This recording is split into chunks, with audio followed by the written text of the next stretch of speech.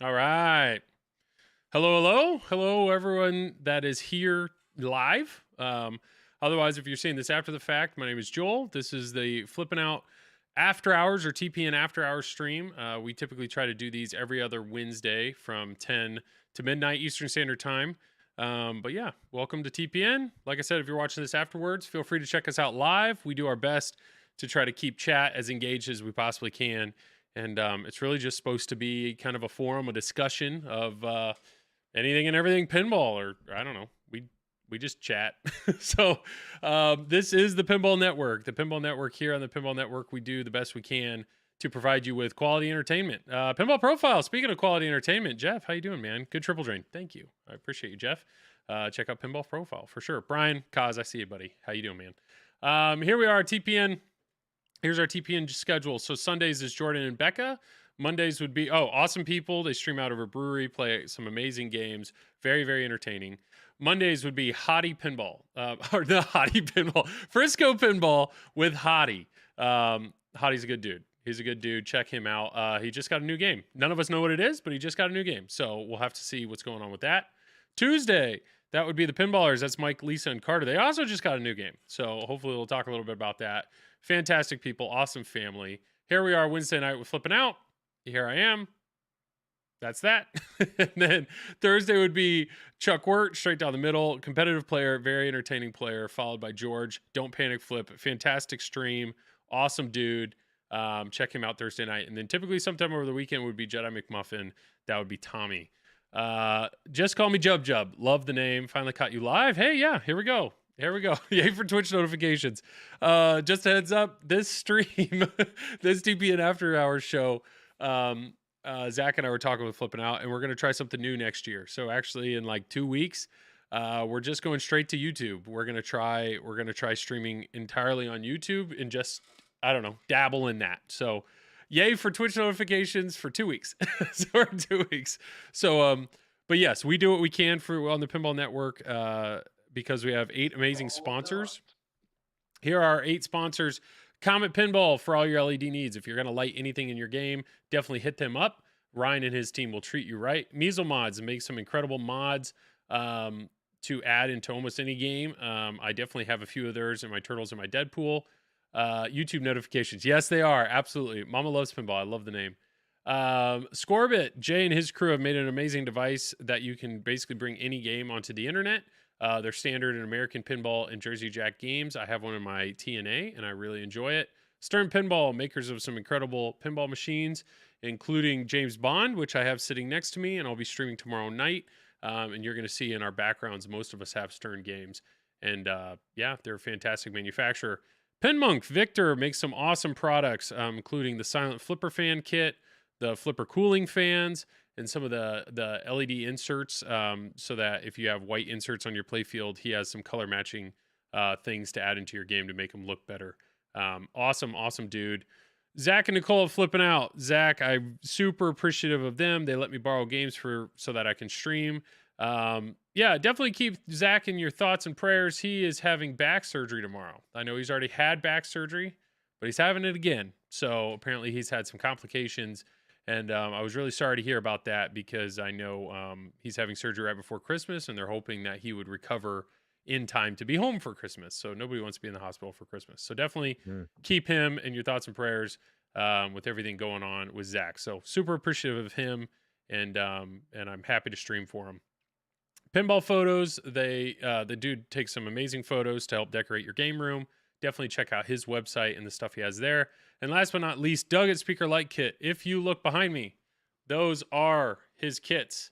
So I have them both in Deadpool and Turtles, and I actually just received my Burning Cities mod to put into Godzilla, which I don't have on at the moment. But they are awesome. Once you add one Speaker Light Kit into one of your games, you're going to start putting them in all your games, because I really love what they do to the product. So I met Doug at Cincinnati. Awesome dude. So there you go. That's all of our stuff. That's what we do. We are TPN. So here we go. Here are the 4 people that we are chatting up with tonight. Some familiar faces. Hopefully you guys have seen these 3 gentlemen before, but we'll do our normal thing. We'll go around the circle. Who are you? What do you do? And what was the last game of pinball you played? So Hadi, go for it, man. Hey there, I am Hadi, Frisco Pinball. I have played. What did I last play? I played Black Knight, Sword of Rage, and one of my LED flippers went out, so I was Yeah. playing with half lit, half broken. Played a little bit of that. Played some virtual. Just got a new pin today. I'm excited for it. It's still downstairs. I have to lug it upstairs somehow. And yeah, you can catch me uh, most most nights late at night playing pinball when everybody's asleep. Yeah. um, but other than that, yeah, excited to be here. Yeah. Talk more Thank you. pinball. I love it. Thank you, Hadi. Thanks for being here. Emily and Dr. John, thanks for tuning in from overseas. Appreciate you, man. Hope you're doing well. I just always, Dr. John, he was at TPF and at the pinball, or at the Twippies. He dressed up and he was wearing a bright orange suit. It was a bright orange suit with a black undershirt and a bright orange tie. And Dr. John, that's what I just assume you wear that every day. That's when I think of Dr. John, that's what I assume he's wearing. Kirk Hobbs, how you doing? Also a dude from overseas. Hope you're doing well, man. Before we go to this next guy, I hope we all enjoy this. You ready for this? Oh, the Oh, ASMR. isn't that great? Let's go with that. Yeah. We're gonna go with a little diet orange soda, you know. Oh, you okay, Hottie, this liquid death, okay? It's water, right? Is this really that Yes. great? I mean, their It's marketing is insane. it's pretty phenomenal. It's So good water. it's I mean, they have different flavors, sparkling water, flavored water. I love Diet Sunkiss, by the way. That is such a good drink. Oh I'm yeah. kind of jealous I don't have one of those right now, but the Liquid Death is phenomenal. It's pretty pricey. It's mainly all the marketing that goes into it, but if you get to try it, I would recommend it. Let's try some liquid death. Got it. Okay. Yeah. Um Craig, I got some questions for you, but go ahead. Do your introductions first, Craig. Well, what's happening, everyone? Craig Bobby here. I do the top stories news segment on the Pinball Show with the incredible Zach Meny and Dennis Kriesel. And you can hear us on Mondays on the Pinball Network podcatcher. The last game of pinball I played again, and I was showcasing this a little bit on Discord, or I think maybe just our internal Discord here, was Godzilla, where Yeah. I now top my own personal high score, and I cracked the 2 billion mark 2 finally. billion. Trace, Two and a half. I know you were pumped when you cracked a billion. The Trace Comas or Trace Comas Club. What is that's from? There's a show that's the dude. But yeah, Yeah. Trace Comas. It's look at you, man. 2 billion. That is far Silicon higher Valley. than my best one. Yeah, nice job, man. It was like I played it for almost an hour. It was about 50 minutes, I guess, and it went by so fast. It was crazy. Yeah, Um, but it's just like, and the crazy thing about it, and I've said this 1,000 times. I know everyone has too. Like I played it for that long, and then immediately after, I wanted to play again. Like yeah, that's how fun the game is. So it's not like you get so far in it, and you're like, okay, I'm done, and that's it, and I'm gonna send it on. It's the game is so fun and entertaining, and I feel like each time I play it, it's like the first time I'm playing it again, just about. Like oh, it's there's so so good. much to do in it. It's so fun. I keep trying to figure out like what makes it so entertaining, and I think so much of it for me is the ball movement feels so random every game, which keeps it so always keeps you on your toes, like the ball movement from side to side is crazy, and that pop bumper that sits to the right by the right flipper there Yeah, just keeps you on your toes. I mean, it's Godzilla, like Andrew.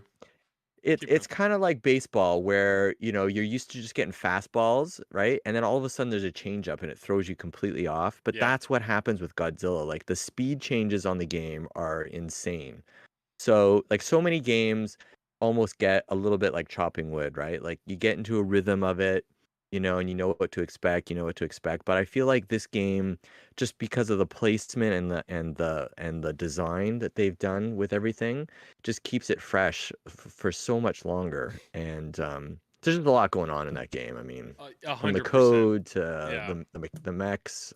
I know It's you're a special preaching. game. You're It's preaching a to the special choir. game. I think we all know, like, Everybody knows but that. it's I mean, so everybody you're knows right. it. Yeah, Andrew Dorn, thanks for being here on Facebook of all places. Cavalier, I hope you're doing well. I don't understand Yeah. why they don't have more accessories for this game. I mean, I don't know why they haven't leaned into this thing like with all their marketing might, because it's just, like they're coming out with with that Rush crate now. Like, Yeah, we'll why don't talk they do a about that. Godzilla crate? Yeah. Like, why don't they do like I'd be doing Godzilla at the wazoo with this thing? Well, Like, you're incredibly lucky that your ceiling's low because I mean you can Yeah. see I have 2 toppers.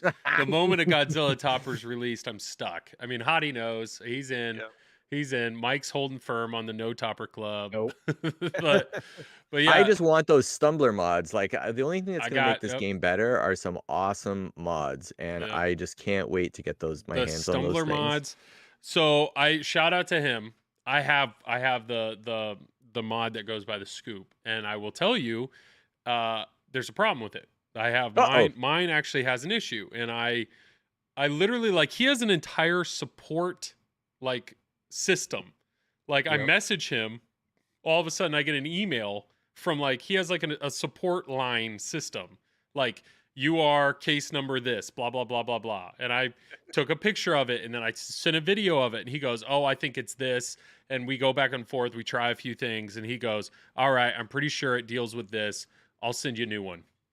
Like, Wow. that was what it was, just like super painless. The dude clearly cares, so he's shipping me a whole new one. And I said, you don't have, like, I'm in for your next mod if you want to wait. And he goes, no, I want to get it, like, I want to get this taken care of. So he's shipping like a few weeks before I get this other one. I mean, the dude's awesome. So Yeah. give me a shaking building with LEDs. There is a dude for the Pro that has made a pretty crazy mod that's about to be released on the Pro, that it's a whole facade with LEDs.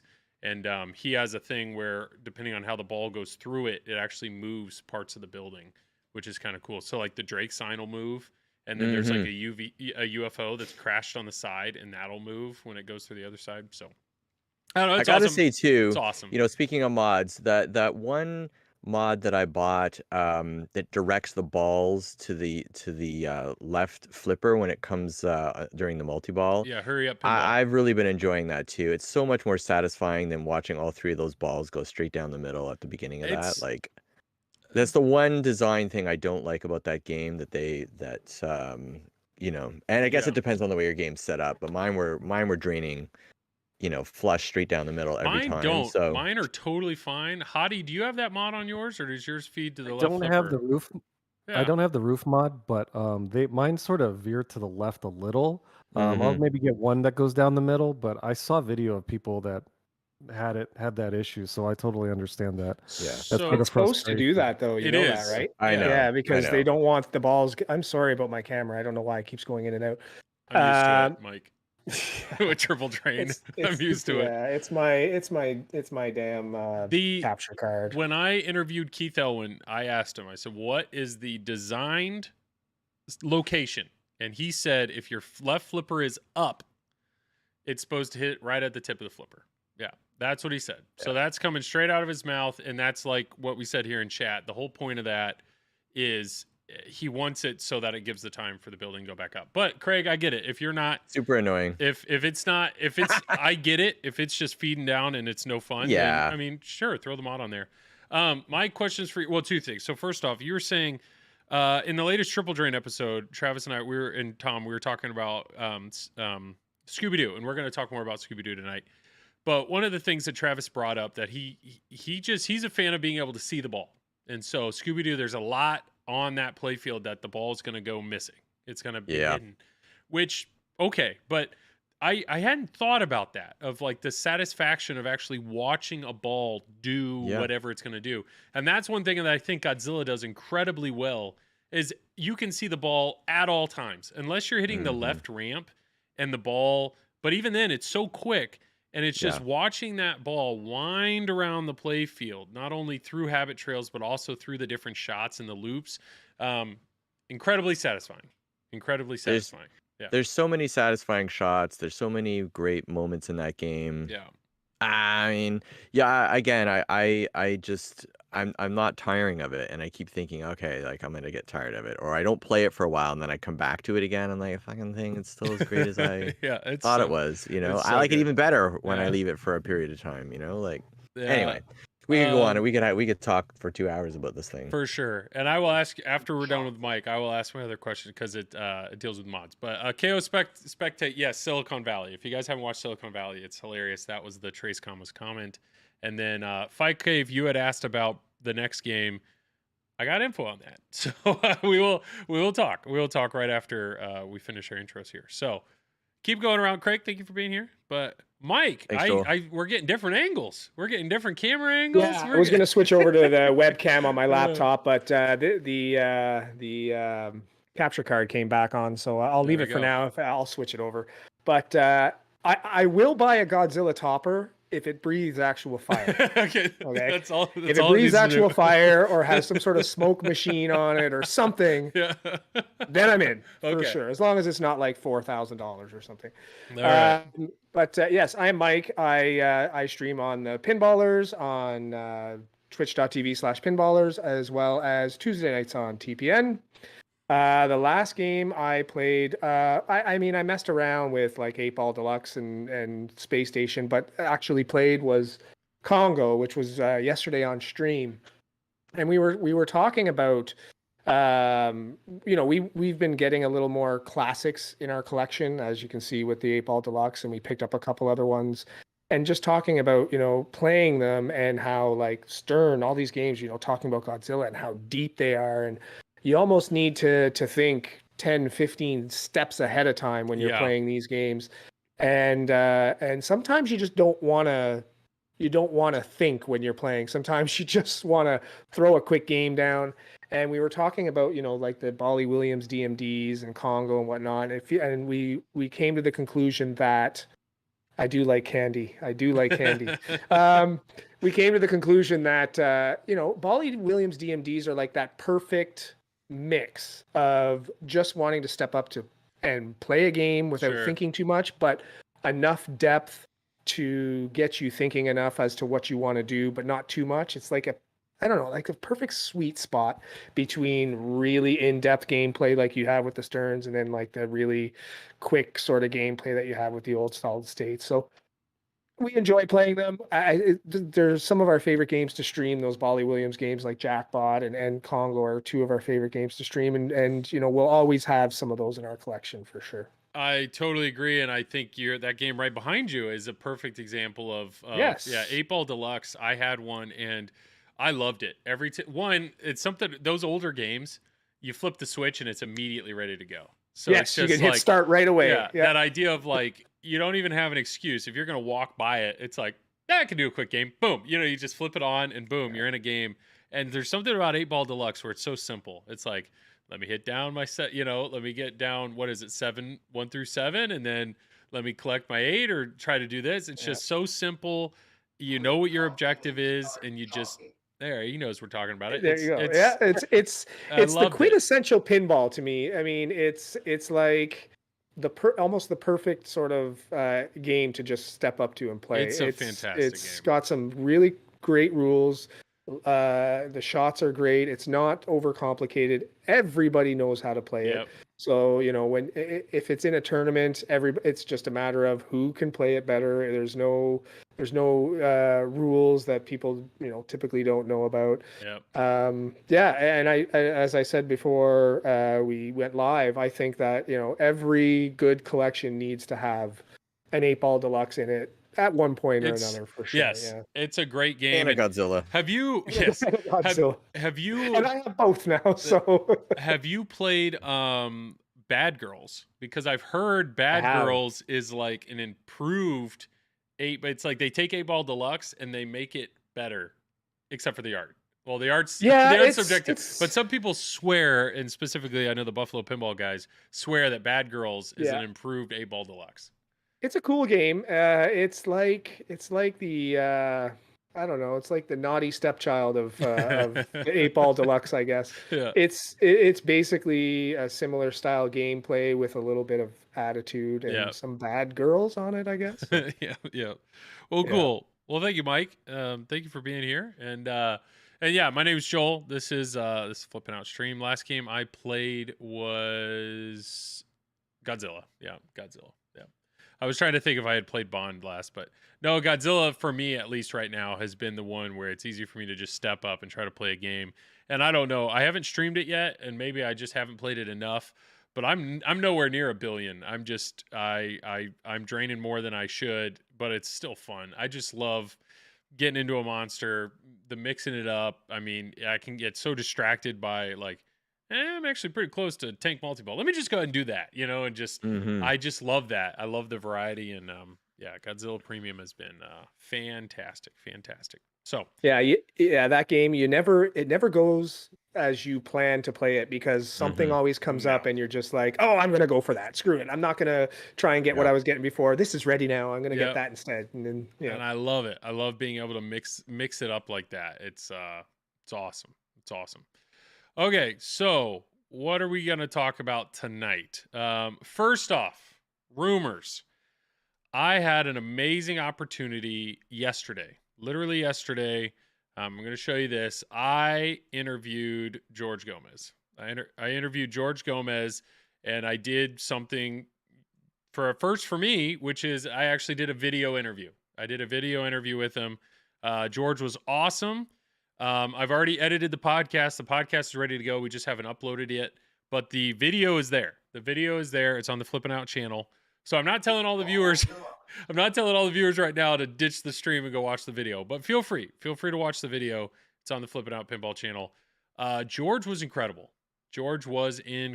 So he's just so straight to the point. If you ask him a question, he's going to answer it. So I talked to him about the bomb. I talked to him about node boards. I talked to him about he made a comment about them potentially redesigning or they are in the works of redesigning the lower half of the cabinet.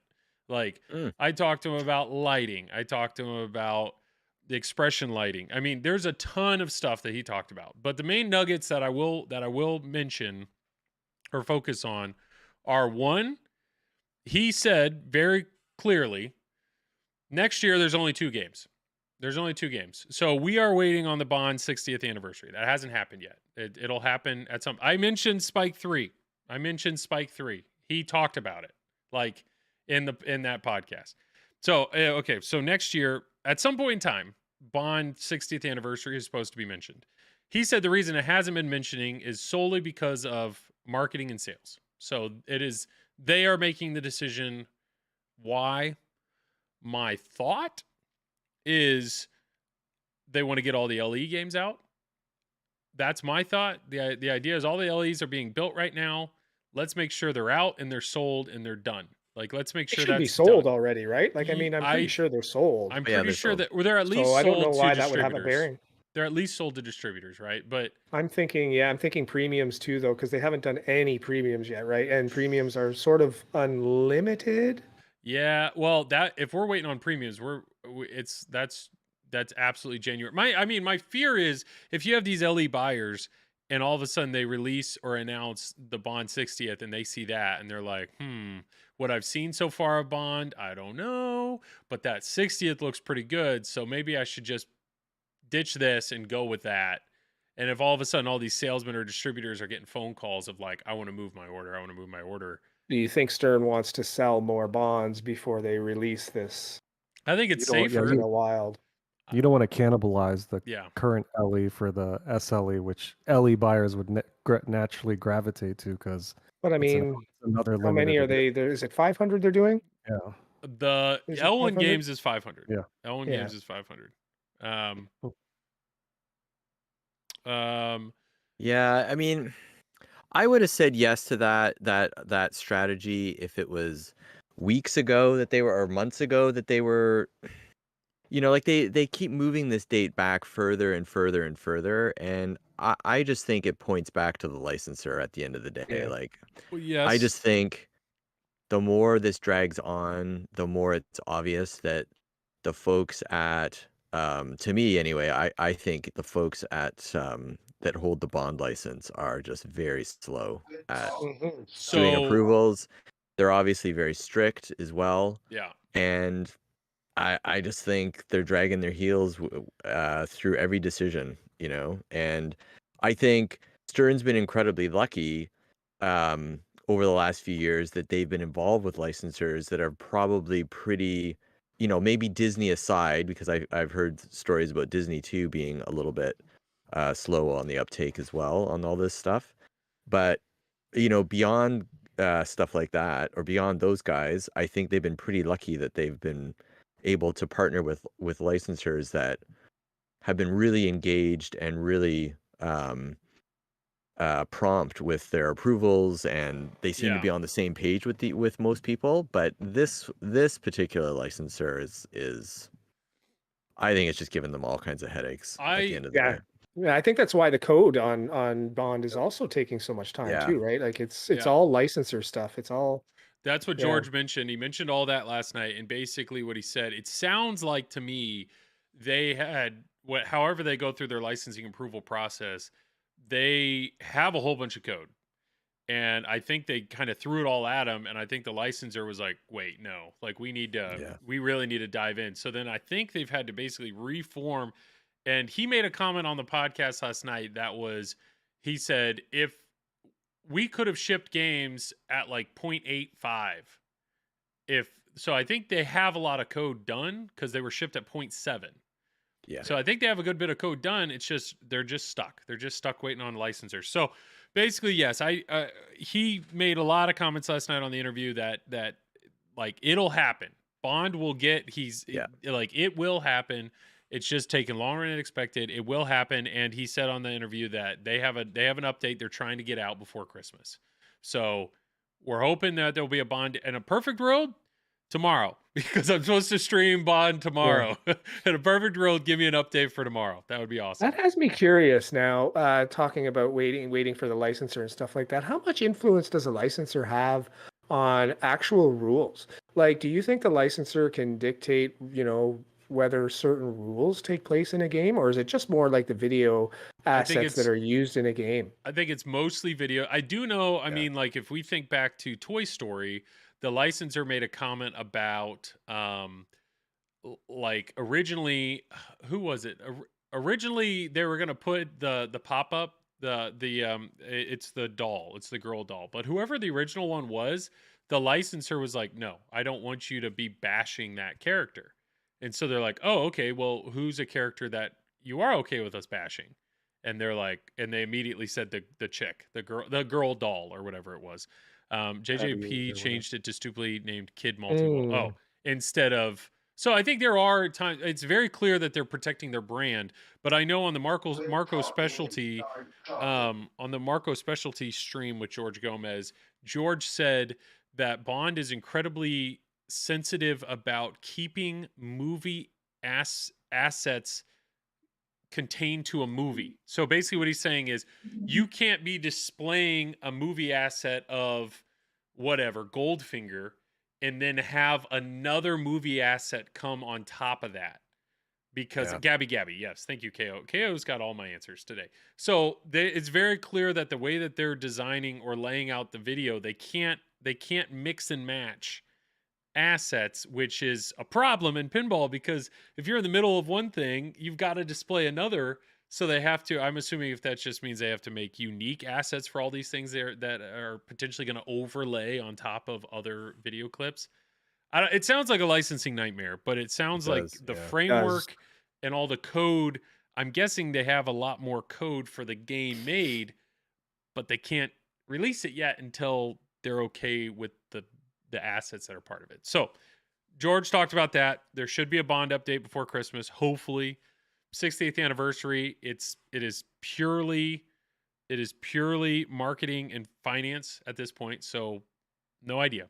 But if we ignore 60th, he basically confirmed there are two games. There are two games next year, March and September. He also confirmed, like I said, this is all, go watch the Flippin', it's on the Flippin' Out channel. When I interviewed, he told me who's doing them. So I had made a comment about like, well, there's Keith Elwin, there's John Borg. So we had a Keith Elwin game, then we had a John Borg game, and now we just had a George Gomez game. So who does that leave? Brian Eddy and Jack Danger. He's like, pretty much. Like, so if we keep that rotation going, he's like, yeah, you'll be seeing Eddie's game with Dwight. So he just confirmed next year, Brian Eddy with Dwight. Brian Eddy and Dwight, they are a combo. That is happening. The rumors, this was not out of Gomez's mouth, but the rumors are that is Venom. That's been what has been discussed for almost a year at this point. I mean, we were thinking Venom was going to happen back in what? When was Comic-Con? September? September. September. Yeah. Yeah. So Hadi knows. Hadi is Actually, no. I think It was- I think it was we were March. thinking that was going to be March originally. Yeah. Yeah. Well, they had the three. Yeah, March. they had the three, and then it was Rush. They pushed the second announcement back to the summer, and it was supposed to be in August, and then August didn't happen. And then it became. And then it was a delay, and then they said, but remember, Gomez said he was going to have a game out in 2022, so they probably moved that third cornerstone, which could have been Venom, for Bond, which has just been released. So Well, I think Bond was definitely penciled in for the release date that it was because of the anniversary too. So I think it just sort of Venom just kept getting pushed, and then they said, oh well, it's Bond now, Bond anniversary, and we'll throw Venom, whether that's the next game or not. I guess in March now. I don't know. That's so he did confirm March, but another thing that he mentioned on the interview that I had with him was he said he goes earlier today I spent about 20 minutes playing Brian and Dwight's Whitewood, and I had a gas, or like he's like I basically Whitewood. loved it, but he said Whitewood, so I don't know what that means. Like I was under the assumption that Venom is like done, Right? done, but Well, it could he be did say another- I don't know if he's just referring to Whitewood as just. I mean, Maybe they're the not in art's not production done. yet. Maybe it's just art that they're finishing up or something, but the Well, game is done. Speaking of art, this is another thing that we've all talked about is when I was interviewing George, I made a comment. I said, Brian Eddy, or not Brian Eddy, I said Zombie Eddy. We haven't seen him in a while. Like I hope to see some stuff next year. And he made the comment. He's like, oh yeah, you're going to see a lot of Zombie Eddy next year. And I was like, oh, so he's on both games? He goes, yep, he's on both games. So George Gomez confirmed both cornerstones that are coming out next year are Zombie Eddy artwork. We talked about this a lot. We're like, if it's Venom, is there any chance they go comic book art? Is there any way? What is it? Todd McFarlane, Todd McFarlane. Is there any way that he could be involved? I mean, George Gomez said, like I said, watch the interview. It's on Flipping Out.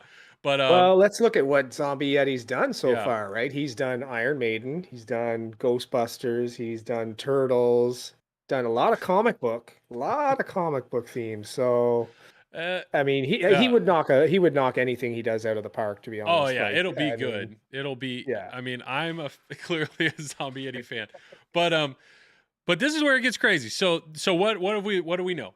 We know one of the games, Brian Eddy with Dwight, and he did say when he played it, he said there's some really cool stuff. There's some really cool stuff in Brian and Dwight's game. So I mean, read into that however you want. I don't think he's going to say the layout's lame, but he It's said there's kinda some crap, he said there's some boring. really cool stuff in Brian and Dwight's game. That was pretty cool. So that for sure. We got Brian, Dwight, Zombie Eddy. Like all they left out was what's the theme. I mean, like he told me exactly what's going on with that game. Then later on in the interview, I made a comment because I had a chance to interview George and Tanyo about Deadpool. This was a year prior, and I had said something about Tanyo. When are you going to code another game? And George said right then and there, he said, well, after Insider Connect is all done, Tanyo's going to be on a game. So I asked him, I said, hey, it's been a little while. What's Tanyo doing? And he goes, oh, Tanyo's busy. Tanyo's teamed up with Mr. Danger. So he just right there, just flat out said, so Tanyo Kleiss, who coded Deadpool, is coding Jack Danger's game. So Jack Danger's game, which is coming out next year. So I don't know whose comes first. He didn't talk about playing Jack's game. He never said anything about playing Jack's game. But apparently, the next game is Jack Danger with Tanyo. And because he had made a comment of we're going to see a lot of Zombie Eddy. So the other little nugget that George mentioned in the podcast when I interviewed him was, and I'm trying to think of exactly the wording that he used, but he said something about the theme of Jack and Tanya's game is going to blow you away. He said it is a new direction, or it's like it is a different direction than we normally go, or it's a new direction for Stern. It was something, it was phrased something along those lines. Original theme. I don't know, but either way, it blows you away, or the theme or the theme is gonna. You'd have to go watch my video. I don't know, but I don't remember the exact wording. But it was enough of a wording that it made me One Direction. Yeah, it's a One Direction. It was enough. The way that he worded it made me assume it wasn't a banned pin, because I think there's been a lot of rumors. Or a comic book. Well, that's the thing. So he also he kind of made a comment when I was interviewing him. He goes, "Is it going to be an action game, a movie game, or a music game?" Like he said that earlier on, not in reference to this, but he said like action game. So I don't know if in his head that's kind of the cycle that Stern goes in. You know, action game, I would say Godzilla. Movie game, you're doing like a Mando or an Avengers. You know, very thematic.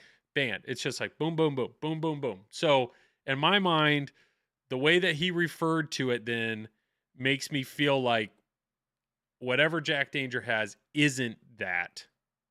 So I don't know. I mean, people are saying it could be grungy. Like it is a different direction. Maybe that's his. Maybe it is instead of it being a dad rock band, right? Maybe instead of different enough. Yeah, maybe instead of dad rock, it's something else. I don't know. Or maybe we are talking about video game related, or maybe it's Eminem. Maybe it's Eminem. Yeah. We talked about Eminem before. Yeah. You know, his last album had like pinball art on it and everything. Yeah, I think that was just that. But those are some of those things that we're gonna have. I mean, we're in a wait and see situation. But does this mean He-Man has been rumored?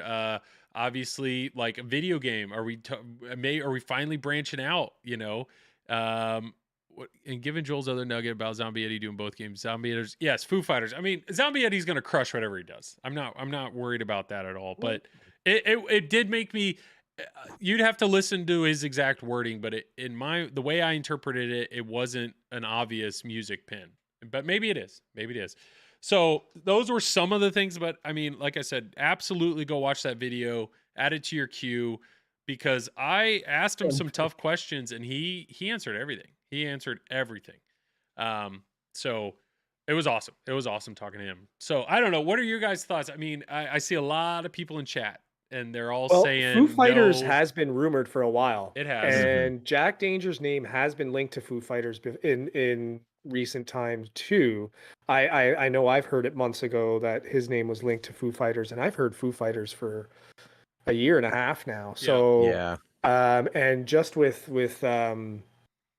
Zonrith in chat there, That's Dennis. Dennis Kriesel, he mentioned and he posted a link to some Zombie Eddie art that he's done for Foo Fighters. So I mean, you could speculate, but that's it really could be. But again, I don't see Foo Fighters being that big of a, you know, for George to say, oh, it's a totally different direction. I don't see Foo Fighters being that far in a totally different direction. Yes, it's grunge. It's not, you know, dad rock or whatever, but it's still a band pin. It's not really. They're not far away from dad rock in my mind either. They're just on the outside of it, I would say. I mean, it's more but current. Just barely. Yeah. Yeah, like I mean, Foo Fighters is more current for sure, and there's a younger audience typically for it. But yeah, you're right. Yeah. Well, I mean, they're not a 70s band, that's for sure. No. But it's not dad rock. Yeah, it's not that. We're not going down that route. But I think there was multiple people in chat that all said, so no Elwyn game. That's what I mean. And I get it. I mean, technically, Elwyn's getting the 60th anniversary, technically, but I understand for the majority of the people on the planet, we're not going to ever own it, or we're not going to have a chance to. I mean, you look at all four of us own Godzilla. How many people in chat own Godzilla? I mean, how many people in chat are going to have a chance to own the 60th anniversary? I don't know. I'm looking forward to it. I get it, but yeah, everybody's kind of like, great. Well, no Elwyn for 2023 then. So, well, yeah. I mean, I could sell my entire collection and then get an Elvira 40th and a Bond 60th. There you go. And then, you know, we're good. Yeah. I don't know. I mean, what else? TV show. Yes, that's so we were saying TV show. Like, is there a chance they do Masters of He-Man, right? Or he said, or very a attractive. modern cartoon. I don't know. I mean, sure, we have Turtles. That was a TV show. SpongeBob. Mando was a Adult TV Swim. show. Yeah. I mean, I know it's very clear that Stern, they want their designers to be passionate about the theme that they're doing. So I don't and think Jack's going to be stuck doing something he doesn't want to do. And no, he but I likes a lot mean, of would those things. they, for his first game too? I mean, would they be more careful on what theme they would pick for him? I don't. You know, like just to make sure that what he puts together is a, you know, is a good game or whatever. I mean, he you know, he did a good job on the Jurassic Park home edition with what he Yeah. had on it. You know, it was definitely different from the other home versions. Most of the other home versions were very similar, right? Yep. I know George Gomez changed Star Wars a little bit, but previous to that, the home editions were pretty similar, and Jack did a good job on Jurassic Park. So the only thought I had was, you know, do they look at a designer and say, okay, well, what kind of theme do we want to give him for his first game, for his first cornerstone? Is it something we want a big theme for, like Bond, or do we want to give him something to get his feet wet? Yeah. know? Well, yeah, it's interesting that, you know, Elwin's like game, the theme they gave him was Iron Maiden. I mean, it was just like, I don't know. They didn't, it's not like they risked a brand new designer with, you know, Star Wars. Right. You know, like Jack Danger doesn't have Harry Potter, right? Like there's, I mean, that would That's be crazy. what I mean. That like, would be right, crazy like, if he yeah. did. But Yeah. now this interesting Yeah. Wednesday. I know I haven't seen Wednesday, but the thing with this is like this Wednesday show, which is kind of a twist on Addams Family. I've heard it's great, but this, I mean, they are typically talking licenses 3 years out, and I know Mando is kind of the last license that they had where they kind of jumped on something new, something that's happening right now. I think that would have been that's a ballsy move to just assume Wednesday would have be a like be hit. a good Yeah. show. Who knew? Yeah. What do we other people are saying? Yes, that was another thing that George hinted at, that Stranger Things Premium that might happen again. Just throwing that out there. He Ooh, made that would be good. we were talking about it and it being a great game. He goes, we may revisit that. Pinball Really? Eddie Bluey's a fantastic show. That would be Bluey. insane if they went Bluey. Bluey is a fantastic show.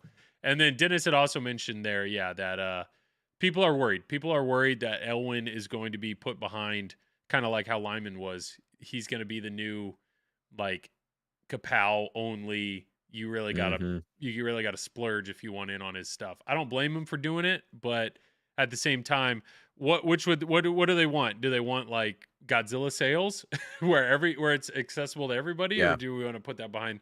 I mean, I don't know. Well, We will see. so I heard I mean this is not a secret. And there's a Facebook page about it now. However, and this has been a rumor for a long time too, but I think now the drum beats are banging a little louder now out there. And that is another anniversary is rapidly approaching. And it's a big theme for pinball. And that is the 40th anniversary of Back to the Future is in 2025. Yep. And we know that Kapow is very close with that theme, and he was one of the producers for the play. So him and, of course, the Back to the Future director, Robert Zemeckis, who owns and basically is the gatekeeper for that movie, first and foremost. So he doesn't approve it. It's not going anywhere. And the rumor on the street is that they are licensing the hell out of this game come 2025.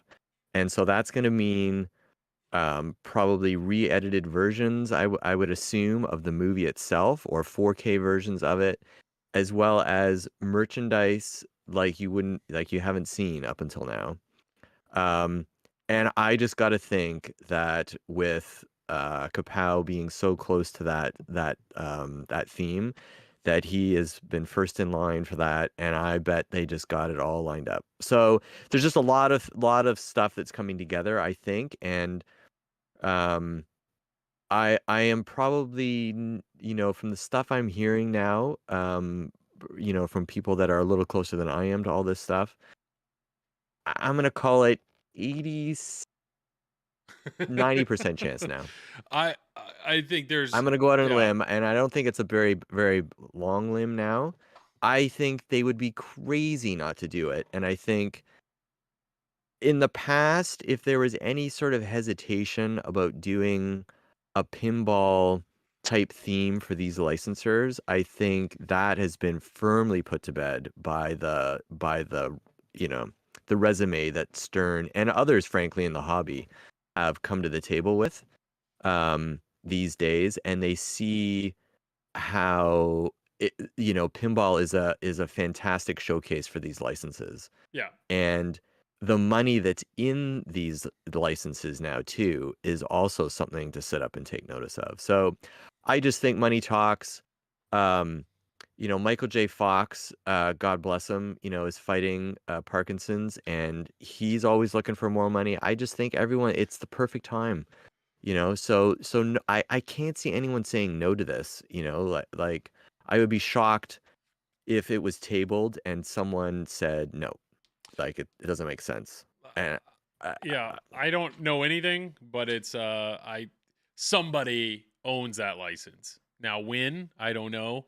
But yeah, well, it's the JJP. director. It's the director first and foremost. He owns that license. Well, It's I mean, Robert Zemeckis. some pinball company Oh, has to Kapow. own. Yeah. I see what you mean. So Yeah. it's Oh, it's Kapow. yeah. It's Kapow 100%. He's got it. It has to happen. 100%. But he said that. I mean, he said George made a comment. I think it's like they're already working on. I mean, their schedule is out into 2025. So I don't know. And to sweeten that pot a little bit more, I've also heard, and you're hearing it here first. Damn it, we're gonna play this video back in 2 years, and I'm either gonna look like a fool or a genius. Yeah. And I'm hearing that Keith Elwin is in fact designing this game right now. That's what my I think. God, print money. I'm just telling you, this is what I'm hearing. No, it would be amazing. It would be amazing Anyway. if that was. I don't think anybody would be upset about that. I don't think anybody would be upset about that. Oh, then that would mean we have to wait at least another 2 years or more for our next Keith Elwin game after, I guess if you don't count the Bond 60th. Well, I thought I heard He was at a year. Yeah. He was at a yearly Yeah. cadence before this, right? Michael J. Yeah. Fox and Christopher Lloyd are in the sound booth right now doing call outs for the game. Yeah. They're in there. 40,000 call outs. That is an Yeah. interesting. So this was a thought that I had, which was, I know we've talked about like JJP. JJP, they've said forever that they want to have 2 games a year. JJP currently has 4 designers. Is that no? It's Eric, the new guy, Mark, and then Steve Ritchie. Because they had Pat Lawler, but Pat's gone. So 3. But even still, it's like with 3 designers, you're looking at, I mean, their cadence is 1 a year, but it's more like 1 every year and a half. So it's, you release a game, it's going to be years before you're back up. And then you have Keith Elwin, who is doing it yearly, just boom, boom, boom. I think he could just boom, boom, boom, boom, boom. You know how they did like in James Bond, how Gomez did the Aston Martin, and it was like, it was like a Hot Wheels size thing. They're gonna do a DeLorean. It's gonna be like as wide as the head on the pinball machine. It's gonna sit up there. There's gonna be sparks flying off of it. You're gonna go through like this time thing. There's gonna be smoke and LEDs. All those things, yeah. Oh, it's gonna be $5,000. Easy. Yeah. Easy. I know Just for Sterling. the topper. Just for the topper. Just for the topper. Sterling will sell everything he has. Sterling Balls of Steel Pinball. I know he's all in on James Bond, but I don't know. I just what I'm saying is if you're a Stern designer now, though, the fact that they've moved down to two games a year, and it used to be 3 games a year, right? It was one of those 4 games a year. It was 3, and then you also had the what is it? The Kapow title, like, right? Or was it 2 cornerstones with the Kapow title? So 3 cornerstones. The year Godzilla came out, plus boutique, yeah. The year Godzilla came out, didn't they start with? It was like there was Led Zeppelin, there was Godzilla, there was Mandalorian. There was, what was the other one? There was 4. I'm sure there was 4 2 years ago. Was there Vault or Was it anything? Turtles? Was it Turtles, or was that the year maybe Avengers? Turtles Anyways, was before Avengers. they had Stranger Things, they had Turtles, Heavy Metal? they had Avengers, and Was then it Heavy after Metal? Avengers was, Heavy well, I guess Metal? Heavy Metal might have, yeah. Critique? I don't know, but Yeah. either way, it's like they were pushing 4 games a year. I mean, and you need a Yeah. designer for each one of those, and now we're doing 2 games a year. Well, and the question is for JJP now, I mean, is Steve Ritchie going to live long enough to get his next game out?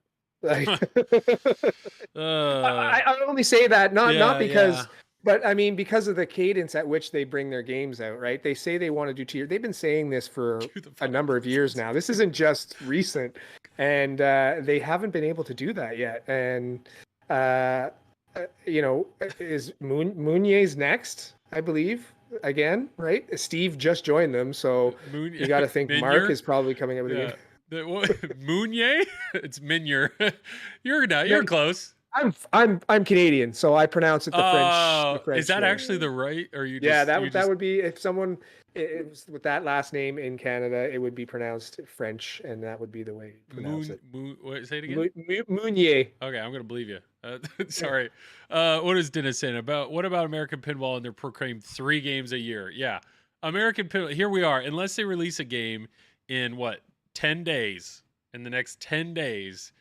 The last thing American Pinball did was Legends of Valhalla, which was announced Chicago Pinball Expo last year. They didn't do anything. They didn't do anything this year. We want tanks. Give me a glass. I'm ready. Give me that Galactic Takeover. GTF, let's go. But Everybody's so backlog. that means we went an entire year. That American Pinball went an entire year without releasing a new game. CGC has gone an entire year without releasing a new game. They have barely even released the game they announced the year prior. GTF was November 2022. We're beyond that. No, the hype is not gone, Dennis. The hype is not. It's just beginning. I don't know. So it's those 2 I mean, Haggis is we're still leaking out those mermaid editions. That's taking some time. We're waiting on them.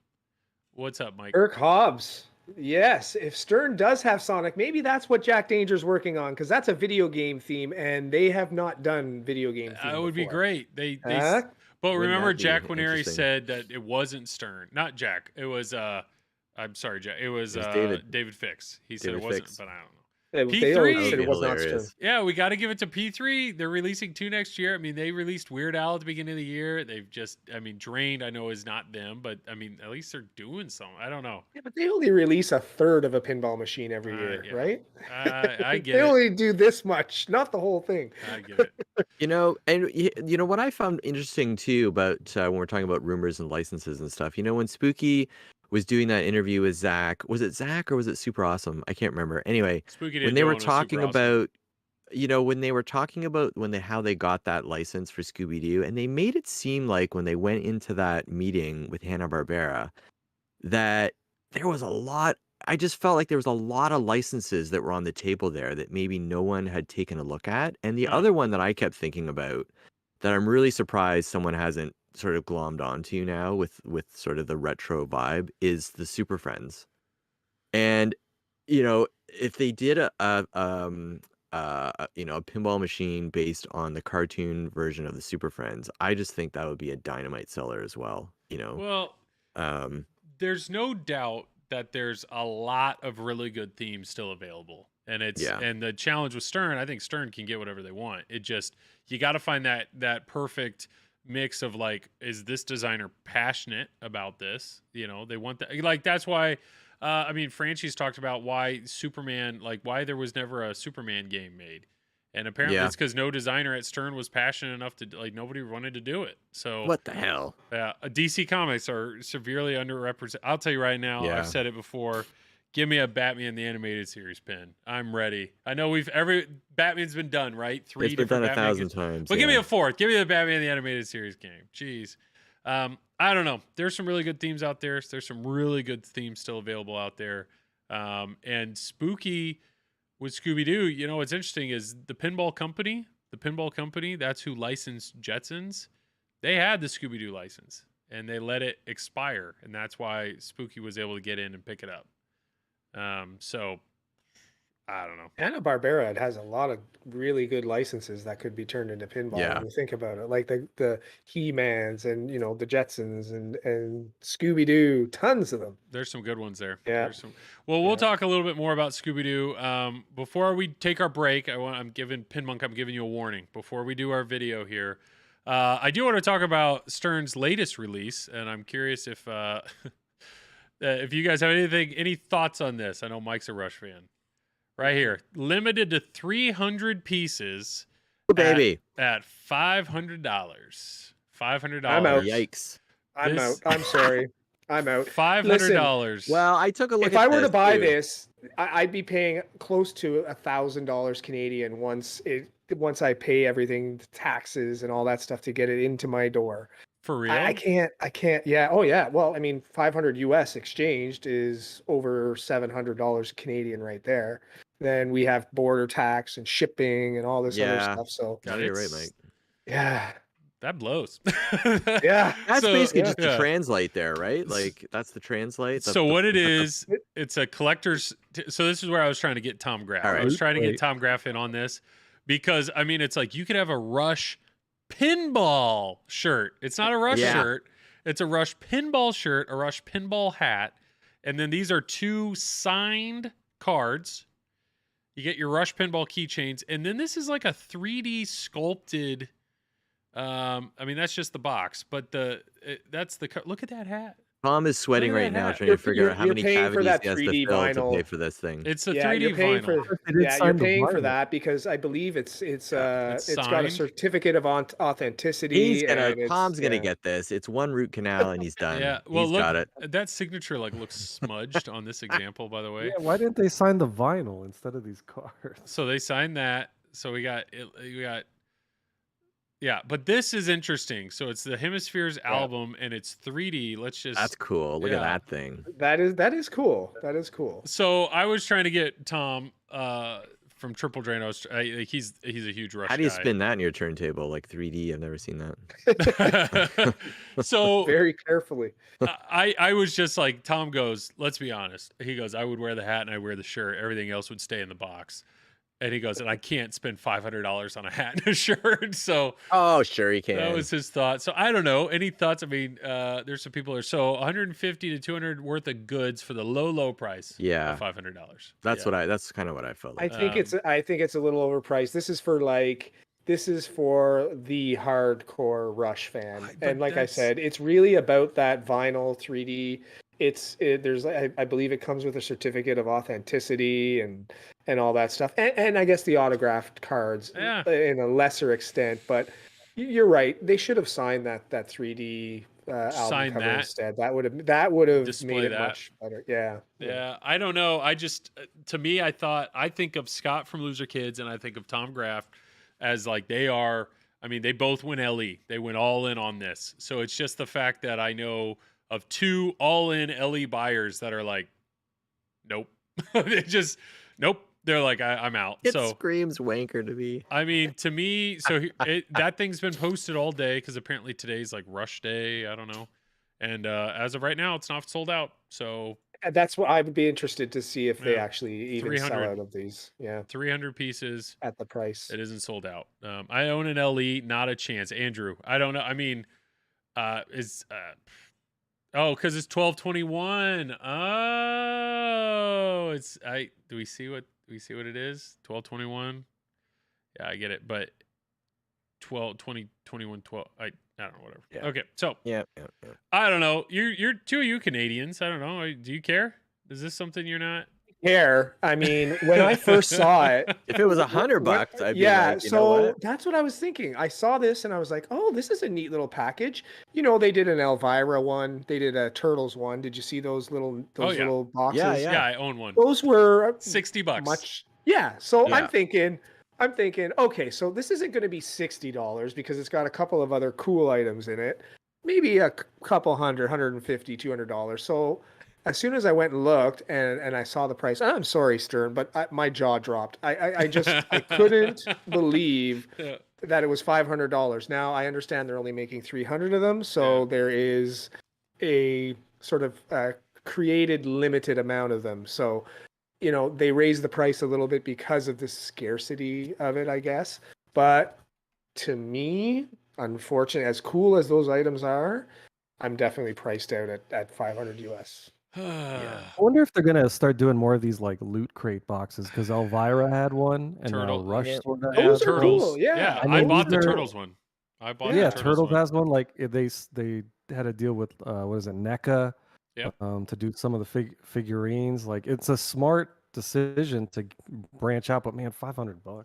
$500 is no joke. Now, to Yeah. be honest though, Mike, would you buy just the hat if you could buy the hat? Absolutely. I would buy the hat and I would buy the shirt if they were selling them. Yep. Like Yeah. I would love to own that shirt and the That hat. shirt Like is the awesome. the record thing is really cool. I mean, I don't know what I would do with it. I don't know where in here I'd be able to put it, but I would definitely buy and wear that shirt if they ended up selling that separately. It's a very cool shirt, definitely. Yeah, that's the only thing that I can think of is there's going to be guys walking around TPF or Chicago with the shirt on, or And the everyone's going to shirt look at on, them and go, or the hat. that guy paid $500 for that Yeah. for that shirt. He's gonna feel cool. It's a cool hat. I agree. I think if they would have just, I've thought this for a while that it amazes me that Stern doesn't do game specific apparel.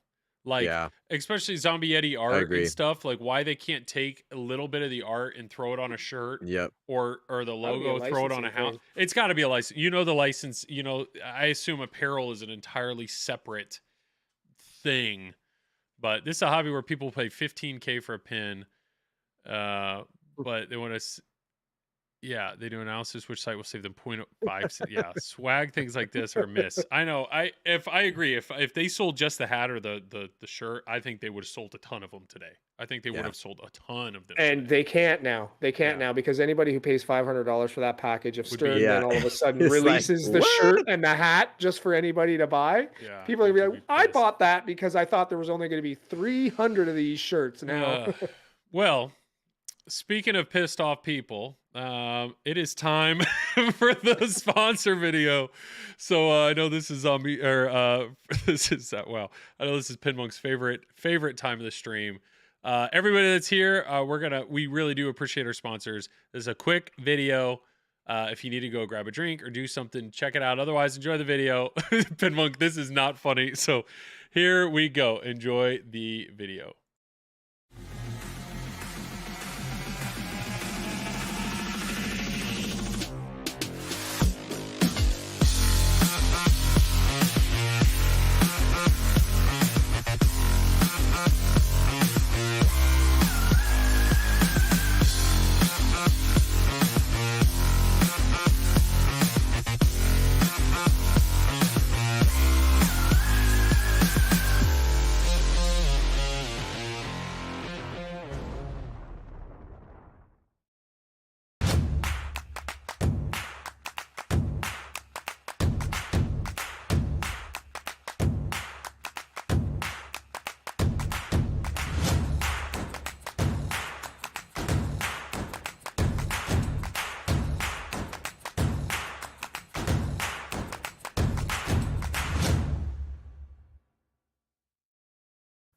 Your pinball machine deserves the best. At Comet Pinball, you'll find the best variety of LED products with the best quality LEDs, and most importantly, at the best price. Your collection is begging for an upgrade. Order yours now at cometpinball.com. Scorbit is excited to announce Achievements, the latest in an amazing series of features available to thousands of connected pinball machines around the world.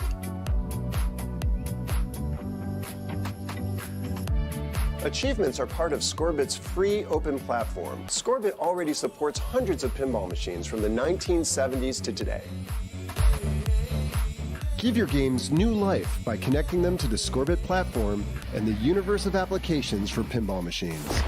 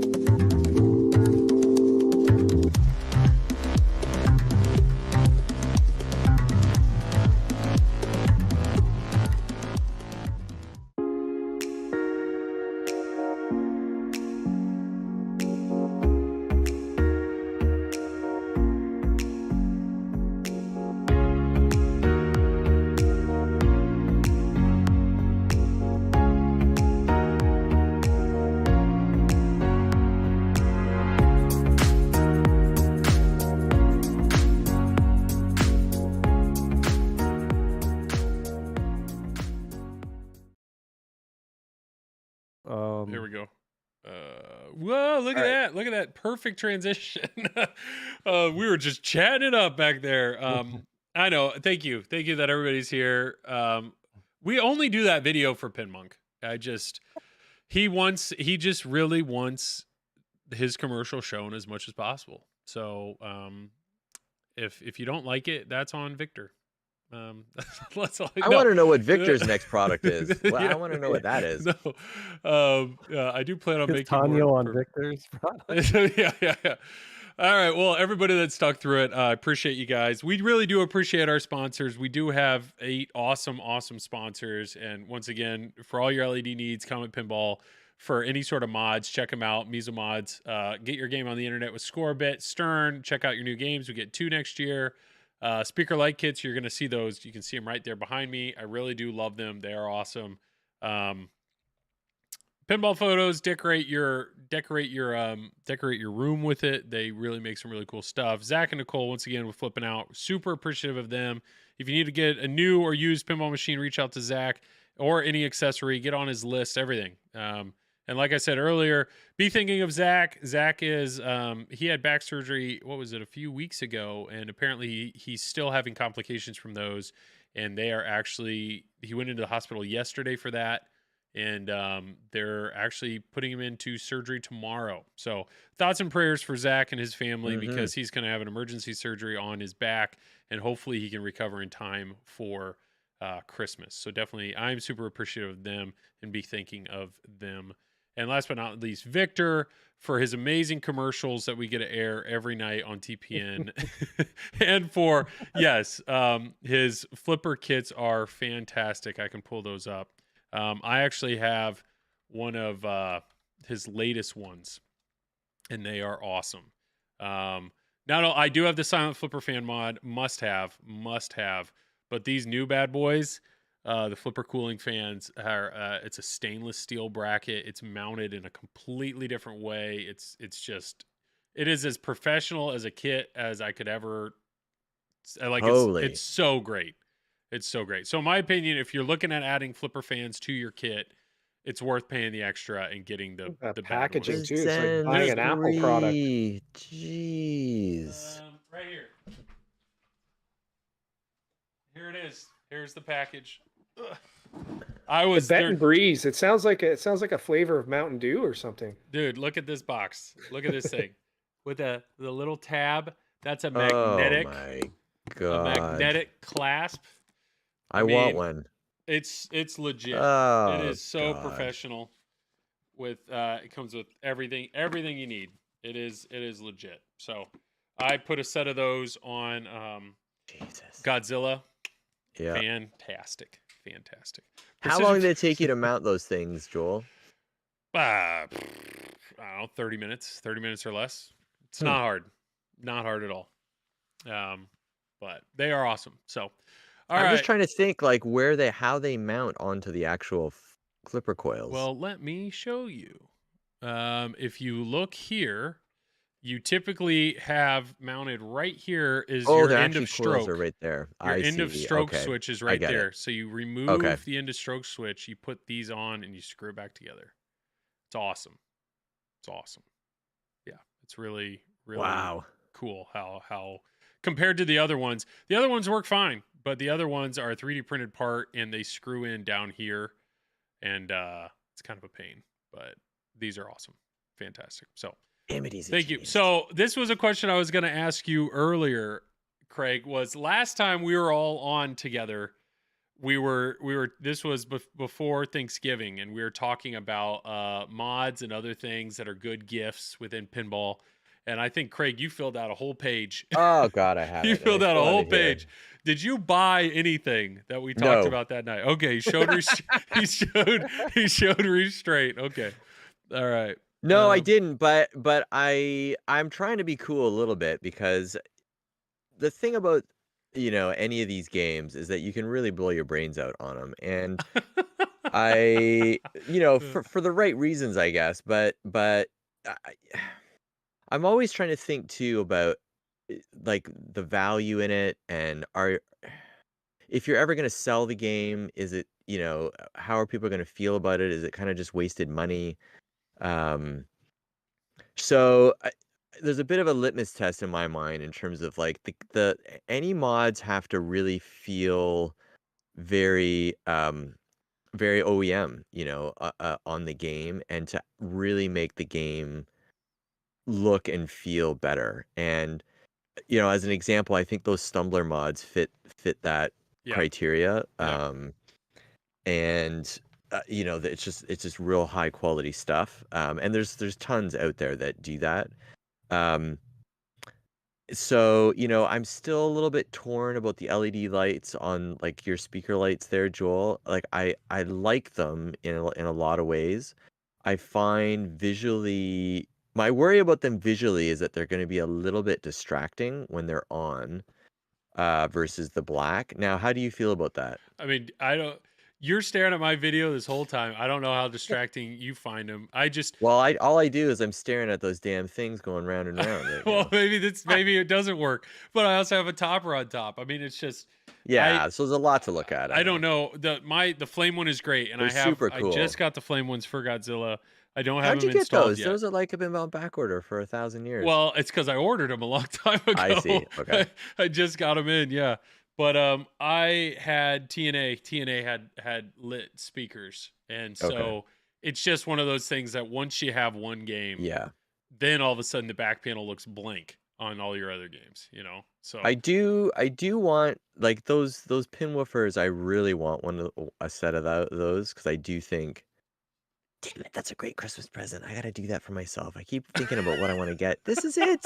Refer to the list. get it. Get Yeah. that pin What am I woofer. doing? Yeah, I got it it's right in for. front of me the here. pin woofer's legit, man. It's I gotta like. I'm really waiting till I get my Rush. Ultimately, like that's I think the perfect Well, machine for it. You can crank it up. But that's the I thing keep, is you you know. can move it. That's the thing. Yeah. Like if you bought pin woofer and you put it in right now for Godzilla, you're gonna either be like, this is incredible, and the moment you get Rush, you're gonna buy a second, or you're gonna be like, oh, that's not as much of a change as I'd want, and you take it out and you put it in Rush, and you're gonna be happy because it's a Rush. Like as a music pin, you're gonna crank it anyways. So, I don't know. It's just it is what it is. I know some of the cosmetic stuff.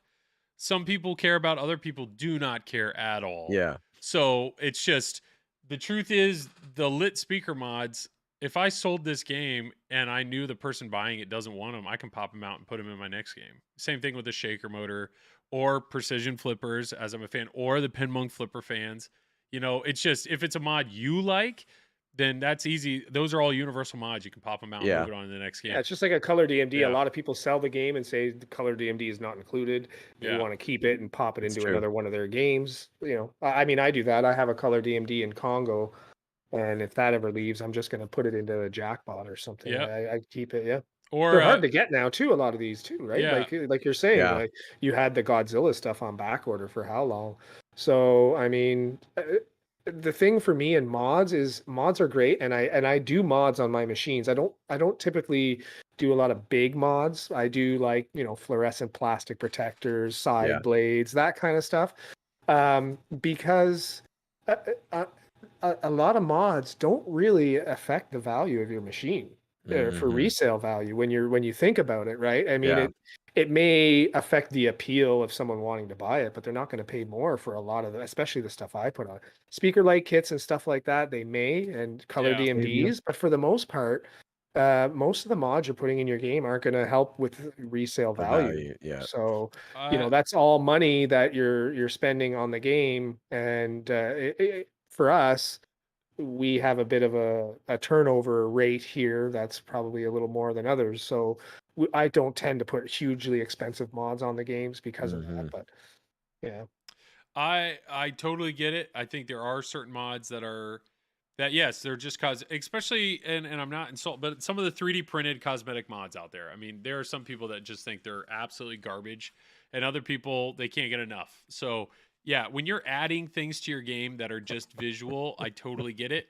But yeah, like the Stumbler mod in Godzilla is so respected. Like everybody that has that in their Yeah. game freaking loves it. yeah, So that's a game definitely, that I yeah. think you would, if you post your Godzilla for sale and you're like, oh, plus $200 for Stumbler, a lot of people are gonna be like, I get it, but there's also mods where it's like Stranger Things. If you sell a Stranger Things, if you don't have the UV light kit in that, that is a big Yeah. deal. Yeah. You know, you can charge extra for that mod. So it all depends. It all You're depends right. on the game, and there are certain ones. Yeah. Emily and Like- Dr. John, yes, the neon sign mod. Yeah, it's awesome. In my Guardians, I replaced the orb piece that's in there above the orb with a 3D. There's a 3D printed one that's got like a little hole in it, and you can put a little jewel in there, and the light shines through it and stuff. But I mean, something like that's not gonna, command more value for the game or anything like that. But that's a nice to have kind of thing. That's for me, right? That I like having that in the game because I like looking at it when I'm playing it. So I don't care if that doesn't change the value of the game. But that's the type of stuff that I put in. I like Godzilla. I would really like to get. There's a 3D because I have the Pro, right? There's like a 3D model of the building that you can get, and I think it's Mesomods that makes it. Mesomods makes one, but there was one that was made by he's the same guy that does the he's the main dude, Diddy Mods. He made a really Incredible. nice That one. looks so cool. But that's something I would definitely consider. I do like the little towers that go on the pop, not on the pop, but in the top of the back of the playfield. The only problem is I have seen a few, I think Hadi's two broke. different occasions they break when the ball gets air and hits them. So like as much as I like those, I worry that.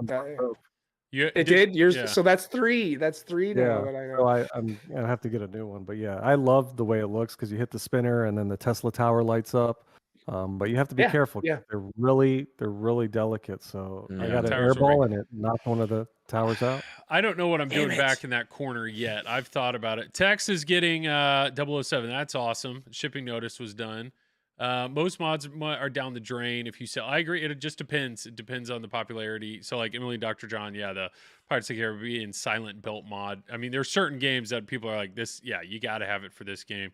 Dennis here. I like simple mods where I don't worry about the value aspect as it adds more immersion, but not too many. I think one can quickly end up making it look like you raided the toy store and just zip tied everything on a pin. I recently played a Star Trek that had so many toys on it, couldn't see the ball. Yeah, I totally understand. I'm just looking at my turtles here, and it's like I have Pinmonk's the LED inserts. Like I think that adds a ton to the game, and those were cheap. But then I also have back in the back, Lurmods has a Krang figure that was modded. Like that was $100. So I feel like that one I could probably list as an additional $100, or like Stern Art Blades. I think Art Blades would count as something that you could add. Like, yeah, it has the official Stern Art Blades. But like the topper, if I sold turtles and they're like, I don't want to pay $1,000 for the topper, well, I could pull the topper and just sell it separately. Yeah, that's exactly. So I don't know. Squalito, I love mirror blades. I actually put mirror blades in Deadpool, and I love it. I love the way those look. Love the way I love the way mirror blades look more than the graphics. It opens the game up. It makes it brighter. The light reflection off of them really brightens the game. They're great. Well, I know what Hadi likes. He likes Art Blades because that's what all of his LEs come with. So, yeah. But they do look good. They do look good. And then somebody had mentioned Invisiglass. Invisiglass is absolutely another mod that once you buy it, it can just go game to game to game to game. Great for streaming too. It's those are on LE. Yeah, those are the LE. Too. They are. Also, all Stern LEs have Invisiglass, right? Yeah. And then JJP games. Pretty much every JJP game has Invisiglass. Do mirror blades stick or screw? Depends on who you buy them from. I bought mine from Pinball Life, and they're a big sticker, and it was awesome. They were super easy to install. So I did both. Mine came with screws, but I also put double-sided tape on it just to reinforce it a little better too. Yeah. So TK here, I added the sewer pipe mod for turtles. Those are cool, but we talked about this a little earlier in the stream where I'm not a fan of adding something that covers the ball. Like I want to see the ball as much as possible. So adding something to a wire form like the sewer pipe mod in turtles, like it kind of covers. I now can't see below the wire form, but then I also don't see the ball as it goes through the wire form. But hey, everyone's different. With mirror blades, are blade protectors necessary? Yes, I would 100%. If you go to pinballlife.com right now and buy mirror blades, they sell these side cabinet protectors, and you just slide them in before you lift the playfield up. Because otherwise, if you have mirror blades, you will scratch them. You will Oh, scratch and definitely them the unless art you have too. those projectors. Yeah. So So good for the And art and because you can scratch. yeah. precision art Yeah. blades. No. I did notice too on my Godzilla. I don't know if the tolerances have changed a little bit, but it felt like there was less room on Godzilla from the playfield to the side of the cabinet than on my Avengers for some reason. And it might have just been me, but there's not, I'd say like, I don't know. What do you think, Mike? Like a quarter It is. inch? Maybe Oh an my eighth of God, an it's not inch? even An that. eighth? Yeah, They're my tight. my mirror blades Yeah, it's not now a quarter, sorry, an eighth maybe.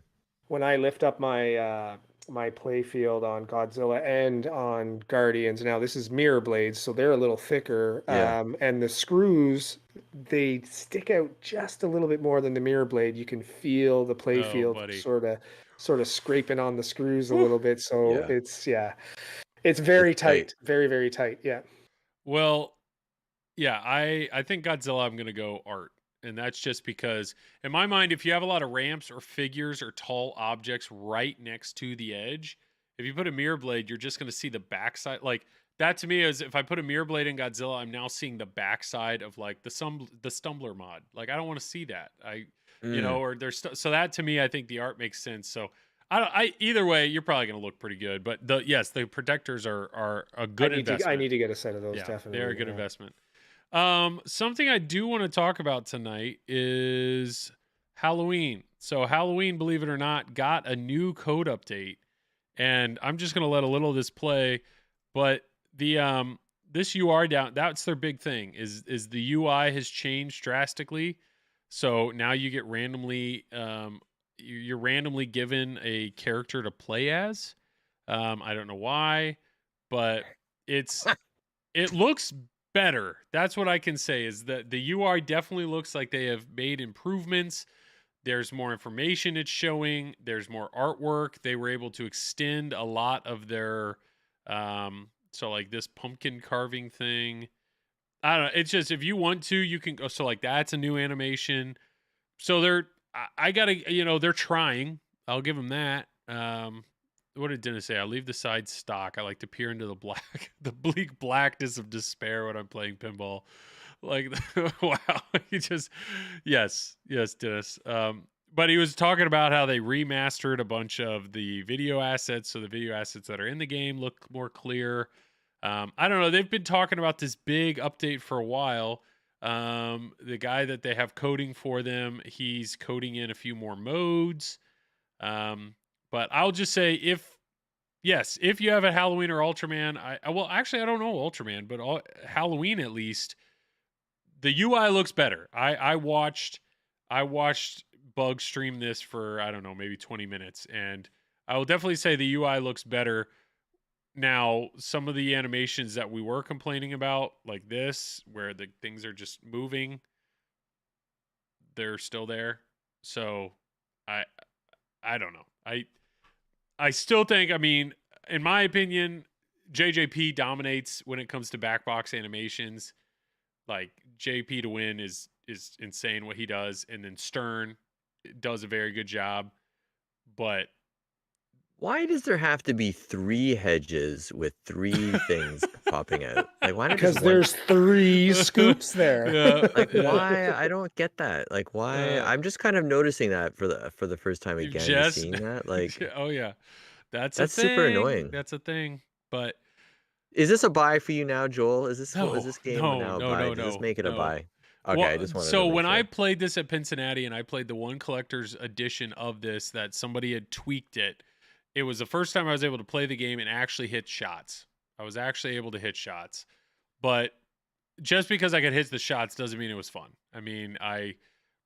Theme immersion, I think they do a decent job, and the visuals are all right, but it's just when it comes to the actual game itself, of the way the shots feel, it didn't draw me in. You were saying right there, like Godzilla, you played Godzilla for an hour, and the game's over, and you want to hit the button again.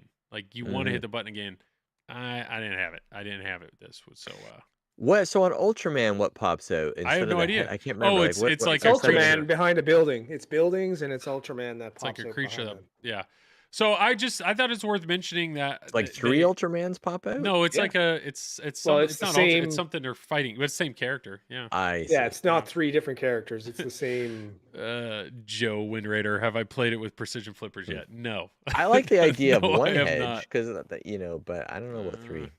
Well, okay, so that was Spooky's last game, and this is something I don't understand. So Scooby-Doo is sold or is being sold. It's not sold out. I've yet to hear that it's sold out. I've been yet to hear that it's sold out. This is what I don't understand is numbering. So Spooky Pinball is saying that they will sell 1,969 Scooby-Doos. That's where it's cut off at.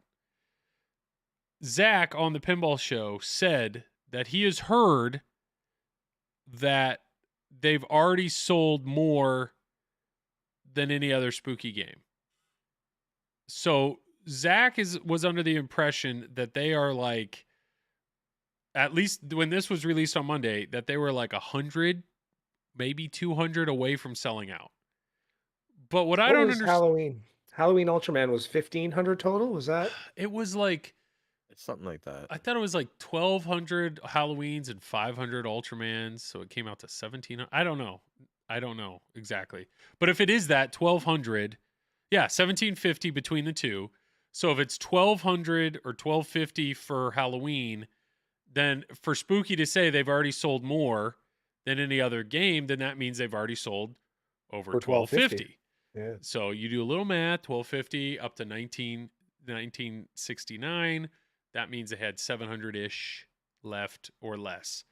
But what I mean, if it's 1969, are they counting Ultraman and Halloween together at 1,750, and they're over 1,750 I sold? think so. doesn't Yeah. matter, because my argument here is this is what I don't understand is people, if you've bought the game, have already received your number. You've received your number. And what I don't understand is this is the highest number I've seen. This is the highest number that I've seen somebody post on Pinside so far. Is 7. Okay, that's not true. There are people that got the Bloodsuckers edition that are posting a number at 1,800 something. But my thought is they're just that's where all the Bloodsucker edition numbers are in the 1,800 range.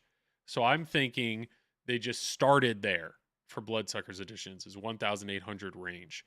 But this is what I don't understand is I just would think I'd see higher numbers. So Andrew said he hasn't received his number yet. Okay. But that's what I don't understand. They're saying they sold more, but yet I haven't seen anybody above.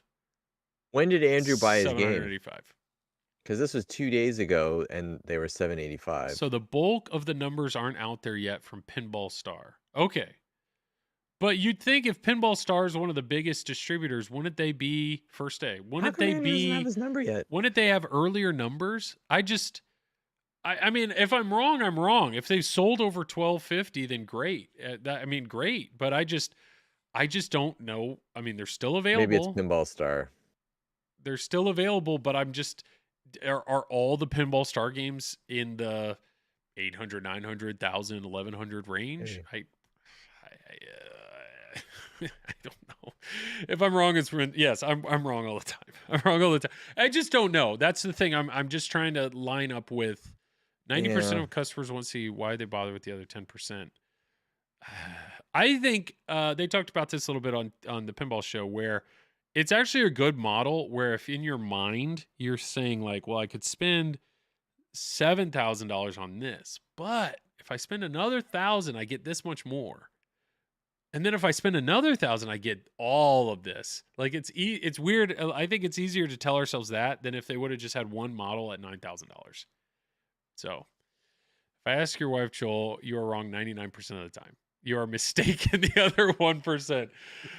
Yes. I think they do because having the SE lets you see the low price, but then you feel forced to the CE. Yeah. So I don't know. It's just a thing. I mean, I could try to go to Scooby-Doo right now, but I'm pretty sure they're still available. I have yet to hear that they're sold out. But the three of you, I know. So Mike, you said you might have a chance to play one, but Were Yep. you any of you considering it? Like, is Scooby-Doo on your radar? Is some of you? Hadi's shaking his head. Yeah, I actually. Oh, sorry. Go ahead, Hadi. Oh no, go ahead. Actually, Lisa really, really liked the way the Scooby-Doo looks, and she's very picky on games. And I really think that it looks good too, but I need to play it. Like it's a spooky game. I need to play it beforehand, and I am gonna be able to. I do know somebody locally who's got number one. I think I was mentioning before the stream, CE number 120 here in Canada that he wants me to come and stream when he gets it. So I'm hoping it's an early one and he gets it fairly soon and in the Show some early action new on this year, and one, I'd be able Joel. to play it. I need to find it. I think it's That trailer, is the trailer not on YouTube? yeah, let's chat it up while I mess around and try to find this. What did I Dennis didn't say? think. Go ahead. And I'll be interested. I want to see this video again because I haven't seen it since I felt this way. But I thought the art looked great. Yep. But I didn't think their shot layout was particularly inspiring to me or unique, or I don't know. It just felt like hit it in the hole, comes back to the flipper. Hit it in the hole, comes back to the you know what I mean? It comes back to another flipper, and I just didn't think it was all that interesting to me. Where's this gameplay? And I don't know, maybe I'm getting too spoiled on Godzilla, but it just felt very cookie cutter in a lot of ways, you know. But I want to see it again because I it's been a couple weeks since I've looked at it. Does somebody in chat, does anybody have the link to that video? But yes, we kind of did this deep dive, right, where we're like, let's really dive in on what all the shots we think all the shots are going to do. And yeah, basically it's either it's a horseshoe or it's coming back to your flipper. That's it. Horseshoe or back to your flipper. Horseshoe. And I understand in one of the interviews they said they knew they had a lot of shots that fed a flipper or fed the apron lock, so they needed some shots that kind of returned. But it's weird. It's weird that instead of like an inner horseshoe and an outer orbit, it's just horseshoe up at the top. Yeah. Thank you, Victor. It just didn't feel to me. Now it could have again just been the video too, but there wasn't a lot of like side targets or things that would, you know, not make you aim for the very top of the playfield all the time. So like look at it. Like what's on the side? Like there's nothing.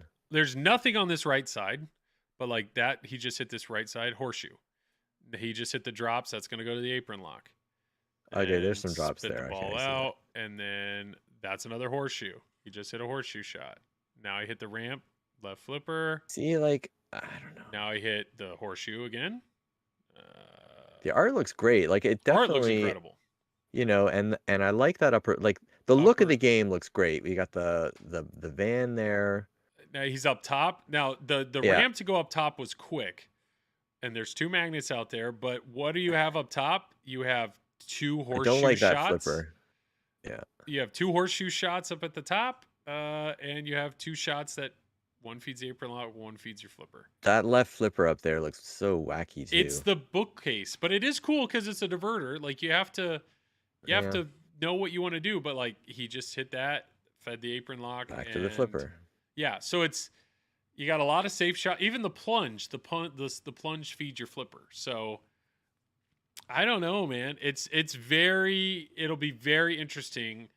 If the code is fun, this could be a really fun game. I think it could. And there's a drop target in between the flippers to save your ball too. But I don't know. It just feels like hit in the hole, it comes back. Hit it in the hole, it comes back again. Like now I know, like we're looking at it in a silent form here. You know, like you're taking away all the audio, like you said, all the call outs, the video that would make this way more entertaining. The character,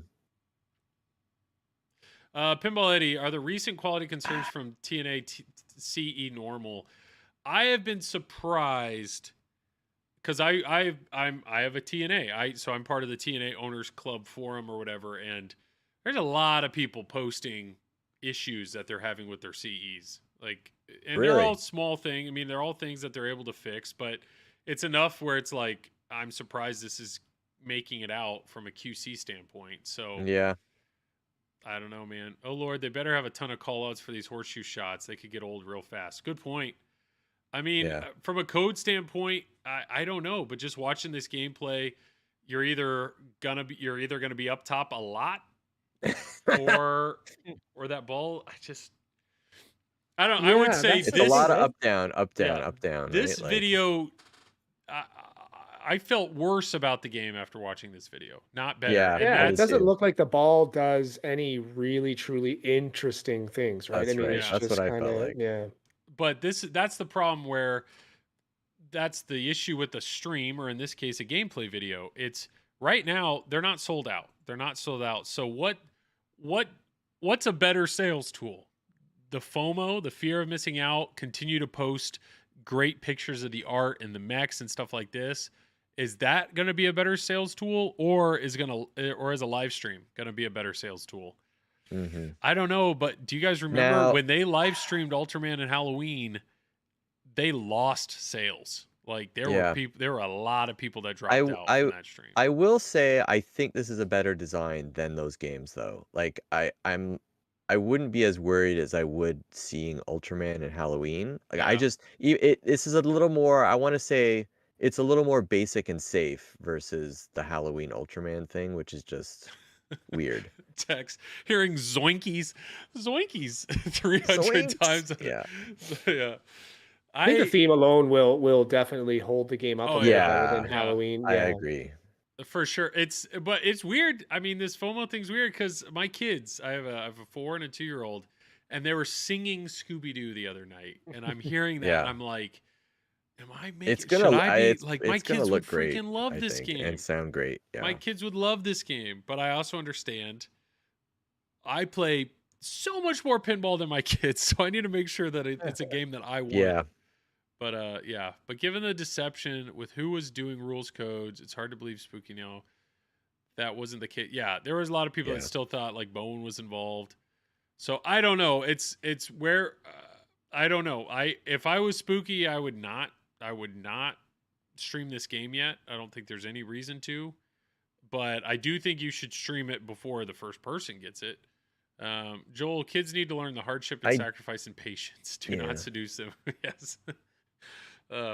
So Sterling, I'm glad I decided to pass. I mean, the reality is there's going to be a lot of these. If they make all of them, if they sell out, there will be a lot of these available. And sure, maybe someday where each one of us is going to overpay for this game because it ends up being absolutely insanely good. Maybe, but Yeah, maybe. I don't know. The art is amazing, and I think if they got 4,000 callouts like they're going to say they did, and I think it's a theme from a standpoint, like they can do so much with the code because you have all the individual villains. Each mode can be its own thing, and it's not like it's a movie where you have to worry about are you progressing through the movie. It's just I think they can do a lot. There's a lot of potential here, but like on Triple Drain, what Travis was complaining about was so much of of where the ball is obscured. Like these horseshoes, you don't see the horseshoe. You just see the ball disappear and the ball comes back. Yep. And then on the left horseshoe, apparently there's a magnet that it can pull the ball off and drop it into a subway. Like magnets are cool when you see them. The fact that there's a magnet in this game and you're not seeing it, that bums me out a little bit. But I don't know. Any other thoughts on I don't know. It's not a disaster. Let's just say that. Like, I think people that like that theme are going to have fun with it. There's no doubt. Yeah. I do think just from those videos and what you can see, it's going to be better than Halloween and Ultraman.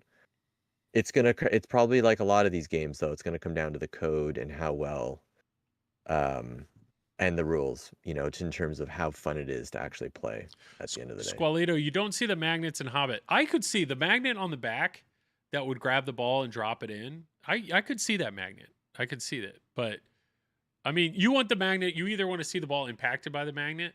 You want to see that. And that, to me, it's like by using a magnet in a diverter that's under a playfield, to me, that's a loss. Like, it could have been done. I don't know if it's just a metal diverter or what. I think this will go far better than Halloween, assuming the build quality is there, but the layout looks pretty safe and uninspired. The upper playfield is a crutch. Yes. I'm also gonna say tall, this. yeah. people sometimes complain about Stern and they feel like I think that their bombs maybe are a little light and it's some of the things are a little plasticky, but I will say that when you start to look at other manufacturers out there, you can't um you can't doubt that Stern's designs, I think, are superior in almost every way, you know. Yeah. And I think this is where their experience and talent really shows through. It's on the design of the layout and the code, and then wow, it's just in most categories they excel. And I think when these smaller companies release games, I'm not sure, theme aside, that they really, you know, are as good, frankly, at the end of the Well, day. But if you look at the actual games themselves, though, like look at what's in the Scooby-Doo as far as like mechs and the molded figures and all that stuff, and then compare the price, right? Like Yeah, there is way more in Scooby-Doo yes. than there is in a comparable Stern, right? yep. But the price is still the same or even a little less than, like I think what's the CE priced at for It's under 10. the It's like it's like 9 it's like something. yeah. So that's just a little bit more than a premium, right? Yep.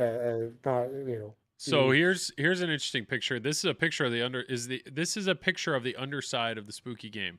So remember back, if anybody's had a TNA, it's P-Rock, so it's all individual connectors. Every LED is individual. Everything's separate. A whole lot of hot glue. They went to some sort of main board, and then they essentially have like node boards coming off. So it's like this whole middle section is one game, and so it goes in and out and in and out, or like one board for art and stuff. I think this is Scooby-Doo. What the hell is that? Yeah, this is Scooby-Doo because here's the subway. So yeah, another new board. That's a whole nother thing that people are worried about. Like this board isn't tested. This is all new. But the wiring and the creation of this game, here's the two drop mechs right next to each other. Boom, boom. But the fact that this looks way easier to put together than like TNA or some of their other games. Other things. I'm not. Yeah. This Go ahead, right John. here, our boy Stumbler is at it again, man. Oh God. He is doing a mod for this. So somebody had mentioned these lanterns, and that took off because he's already designed. Jeez. He's designed it where the front will have an LED like to light up the game, but the back side will look like a flaming. So this will be the front to be an LED, and then the back side of the PCB will look like a flame. So that's the thing for Scooby-Doo. And I think he's already. Oh, that's gonna be so good. Yeah, I think he's already sold like. Jeez. Guy's a genius. He is. This dude needs to quit his job and just focus full time on Davey. on I'm coming to mods. London. Here you go. The Phantom Lantern mod. He's already in. He doesn't have it yet, but he's already designed PCBs for it and everything. So yeah, There's what a is spaceship bless too these that people. someone's making. Yeah, so here's the whole front, and there'll be a flame pattern. So the Stumbler, and what is it? It's going to cost $220. So there'll be 3 of them, and he'll be able to light them in with other stuff. And there's But already a list. There's already a I gotta list go. of, he's at Jeez, 200, 200. 199, Wow. Yep. 199 already. At Well, we know there's at least $220. 199 Come to Scooby-Doos Papa. sold. Yeah, so good on him, man. Yeah. Great customer service. Trumpachi, I was talking about that earlier. Yeah, he's helped me on an issue that I've had. So Oh, he's fantastic. good on this dude, man. It's insane. But he's already like pricing out because it'll be metal, and I mean the dude's just way too smart. Yeah. Speaking of good looking mods, check this bad boy. Everybody see this topper? Look at this. So the official topper for Rudy's Nightmare came out. You ready for this? There it is. There it is. I just but did you see the price? No, I didn't. They went all in on the mayo on top of the hot dog still. Wow. What is the price on this? It's a 200 lot cheaper units? than a Stern. 200 units, fully integrated in gameplay. It's like 3D. Does it say? Where are we going here? Yeah, keep going down. Was it higher, did up see or that. down? looks Oh, good. right No, there. everything moves. Four. There you go. Oh, that's, Look at that. Wow, look that's at that. cheaper than your See? Rush box. That is cheaper than a Rush, than a T-shirt and a hat. It's Joel without a beard. Yeah, that's me. Text. That's what I look like. Wow, you got to get that thing. I mean, I you mean, got if- that game, that is a It's must. it's the 3D molded, right? It's It Yeah, is. it looks Okay. great. I was sitting here knocking it because I assumed it was really expensive. But if you've gone all in and you've rethemed your fun house to include the back Yeah, you glass, got to get that. then go for it. But The thing probably talks and it's like crazy. The light show, interactive light show. That's Holy Is it? cow! Yeah. Run the video there, Joel. Let's is see it? what I that don't thing have a does. video. Oh, These okay. are all Sorry, I thought these there are was a all video. pictures. Is there a Well, it video says fully somewhere? gameplay integrated, so obviously there is like Hadi said. I'm sure there's some sort of Yeah. a light show or something that's integrated Mouth is into the game. moving. Yeah. Look at the. Is there a video? tempo. Has anybody seen this? I think it says up at the top that it's static. Yeah, Oh, it contains interactive lighting. It says. okay. So for different modes, it'll light up or whatever in different ways. Or His mouth doesn't move. That guy's mouth doesn't move. Oh, there's no motor in it. It looks like. Damn it. Hadi, Yeah, you're it's not like Black Knight. you're all in on buying toppers for games you don't own. Did you? Oh yeah. Did you buy this one?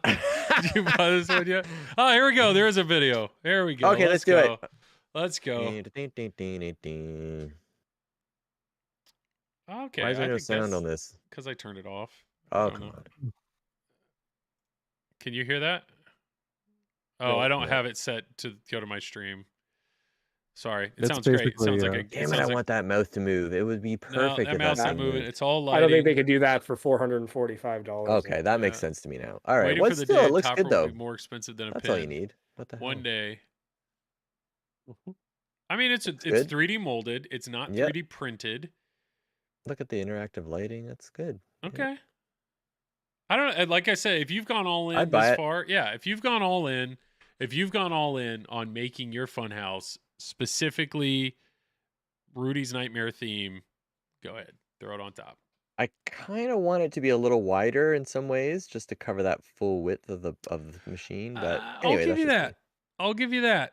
That's Maybe a actually a little good, wider? yeah. Like the stern toppers, Yeah. they go all the way to the edge. The way across. And according to a Collected Gamers podcast, the Cactus Canyon toppers went past the edge of the game, and they had Oh, to sand them down, and that's why they're taking so long to make them. That's Tony's rumor that he's he's spreading. I love this hobby. But yeah, all the sanding. Yep. So I don't know. I don't know. Is there anything else, Like chat? but it's standing by your bed. Are we? Yeah. We're in a wait and see pattern. Is Elwin's 60th anniversary going to happen before the end of the year? I don't think so. I'm gonna say no. I don't think Nope. so. No one's watching No. now. It's done. They missed it. Chicago Gaming LEs are slowly shipping. I feel like that's been a headline for months now.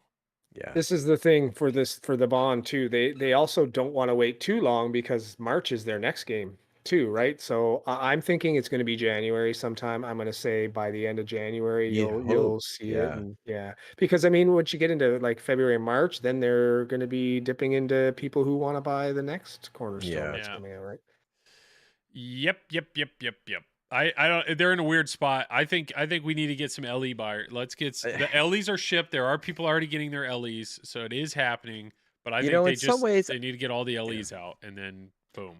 The thing I'll say this though about this game, it's going to be at such a weird price point, and by weird I mean, sky high, that it almost doesn't matter when this thing actually ships, I think, relative to other games, because they're going after such a limited target that is the guy that's gonna buy this thing or person, man or woman, do they really care at the end of the day if it's too close to another release? Like I get from a PR standpoint, but I just think that's why it keeps getting delayed and delayed, because ultimately I don't think it really matters at the end of the day when the thing releases. And if it's like 2 weeks before another game potentially ships, does it really impact the sales of that other game? because again, the audience that's going to buy this thing is so limited. I don't think the I don't I know. don't Yeah. I don't think the Bond game is going to, it's only going to impact the LE guys, and it's just that's already such a Right. small group Okay. that Yeah. I mean I don't Hadi, you're the LE guy in this group. I mean, Yeah. I mean, what do you think, do Hadi? you, if you were in on a Bond LE, would you be hesitant to like, would you be hesitant about that because you know Elwyn's game's right around the corner?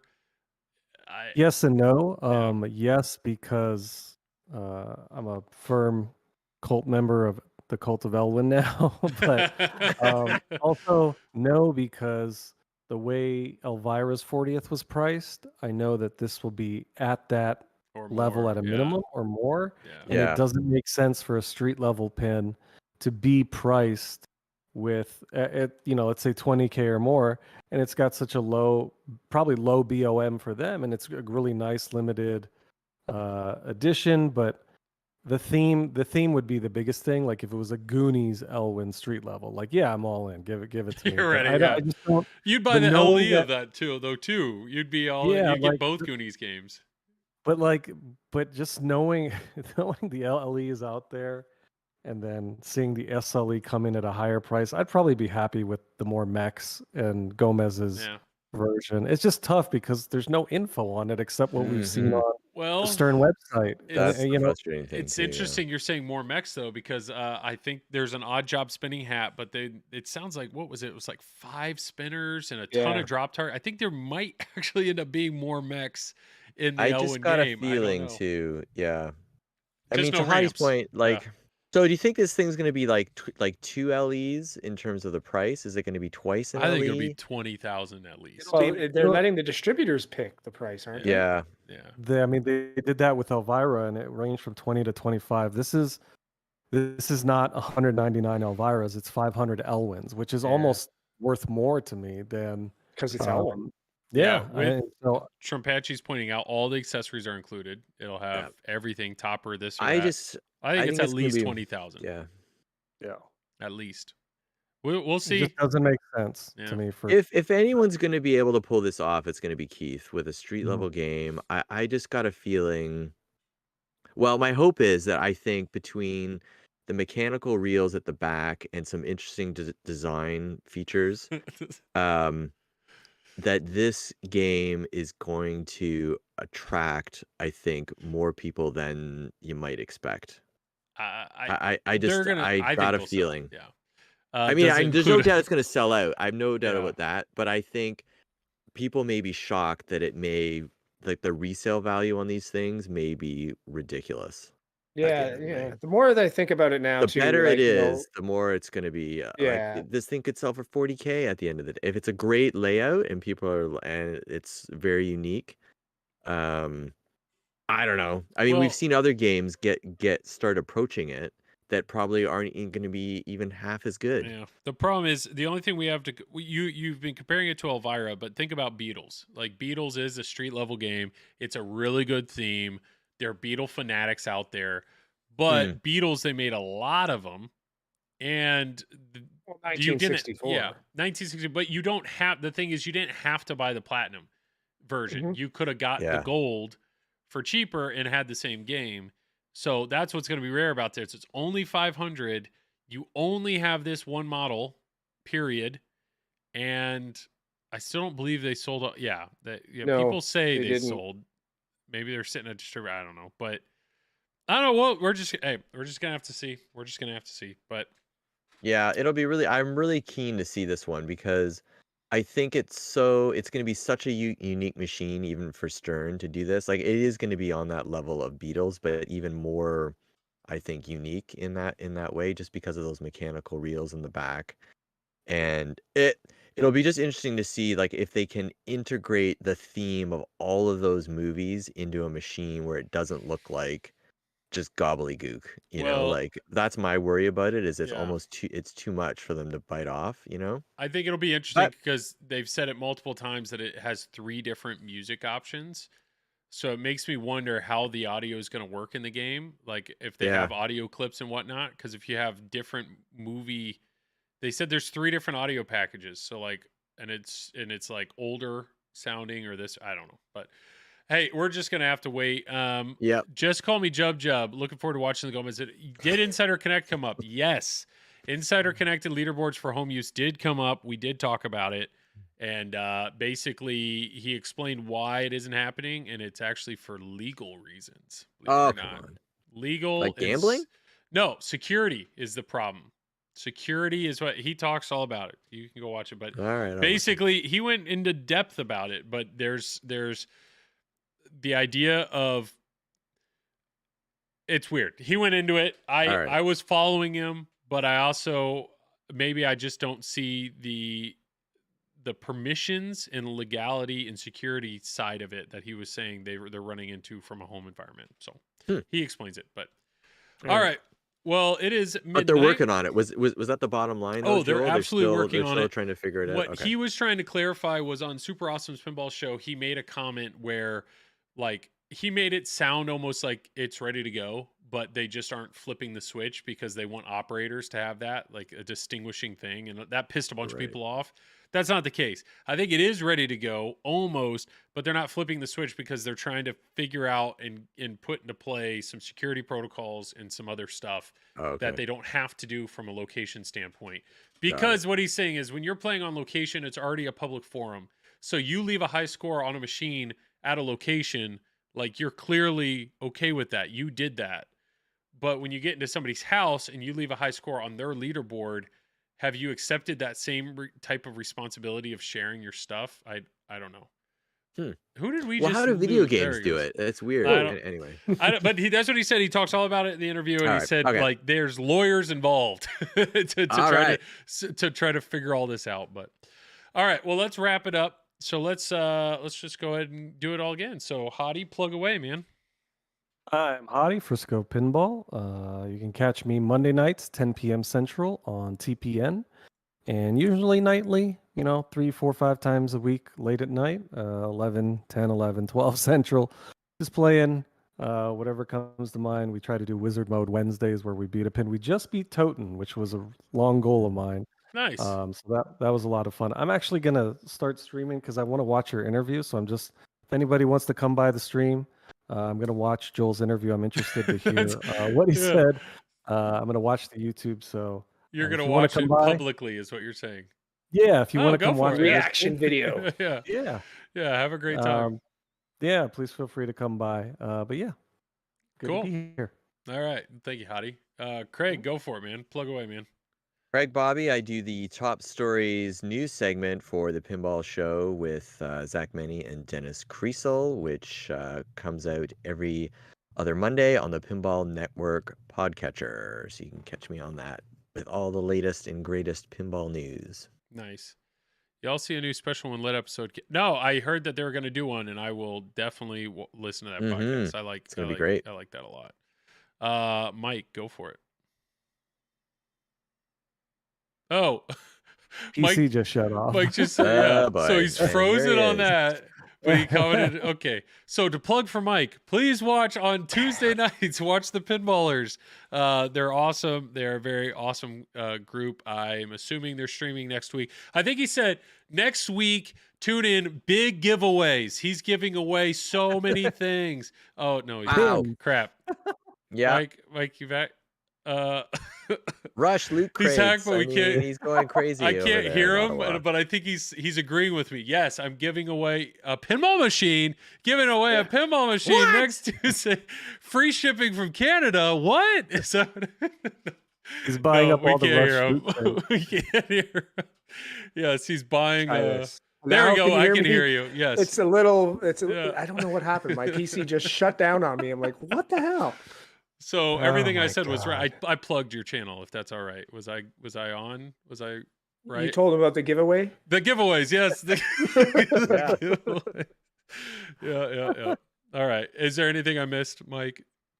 No. You can catch us on Pinballers Tuesday nights at TPN, and the random times we stream or do tournaments or whatnot on Pinballers, twitch.tv/pinballers. So perfect. Mikey's giving away free Yes, by the way, there is a oh video. My God. There's a video of Mike showing. There's a clip of Mike showing off his leg tattoos, and the the way that you decided to show those on camera was so it was magical. It was so great. Definitely watch that. And yes, and my name is Joel. This is the TPN After Hours show for Flipping Out. What Hadi's doing, we're going to go ahead and raid Hadi. What Hadi's going to do, I interviewed George Gomez yesterday. That video is on the Flipping Out YouTube channel. Check that out. Otherwise, watch it with Hadi so you guys can all talk about it. And yeah, enjoy that video. It'll also be on a podcast, which should be released, I don't know, probably in a day or two. But other things, yes, feel free to reach out to Zach. Zach at Flipping Out, he has back surgery tomorrow. So hopefully that goes well. Hopefully he recovers fast. All the so best that he can be home for Christmas. Besides that, we have tomorrow night on Flipping Out stream, I will be streaming some more Bond. George did say in the interview that there should be he's hoping to get a Bond release out before Christmas. Let's hope that happens tomorrow so that I can show that off on stream. Please. Hopefully, because where the game is right now, I would love some new content. So everybody in chat, thanks for being active. Thanks for being here. That raid should be happening very soon. Just call me Jub Jub. Love the name. Great stream. Great job, Trumpatchy. Appreciate you guys. Appreciate the names and everything. And there goes the raid. Thank you, sir. Hadi, have a great time, man. Treat him Thanks, well. I appreciate it. I'm looking forward to watching it. Yeah, all right. Sounds good. Everybody else, if you're still here, have a great night. And we'll see you again hopefully tomorrow.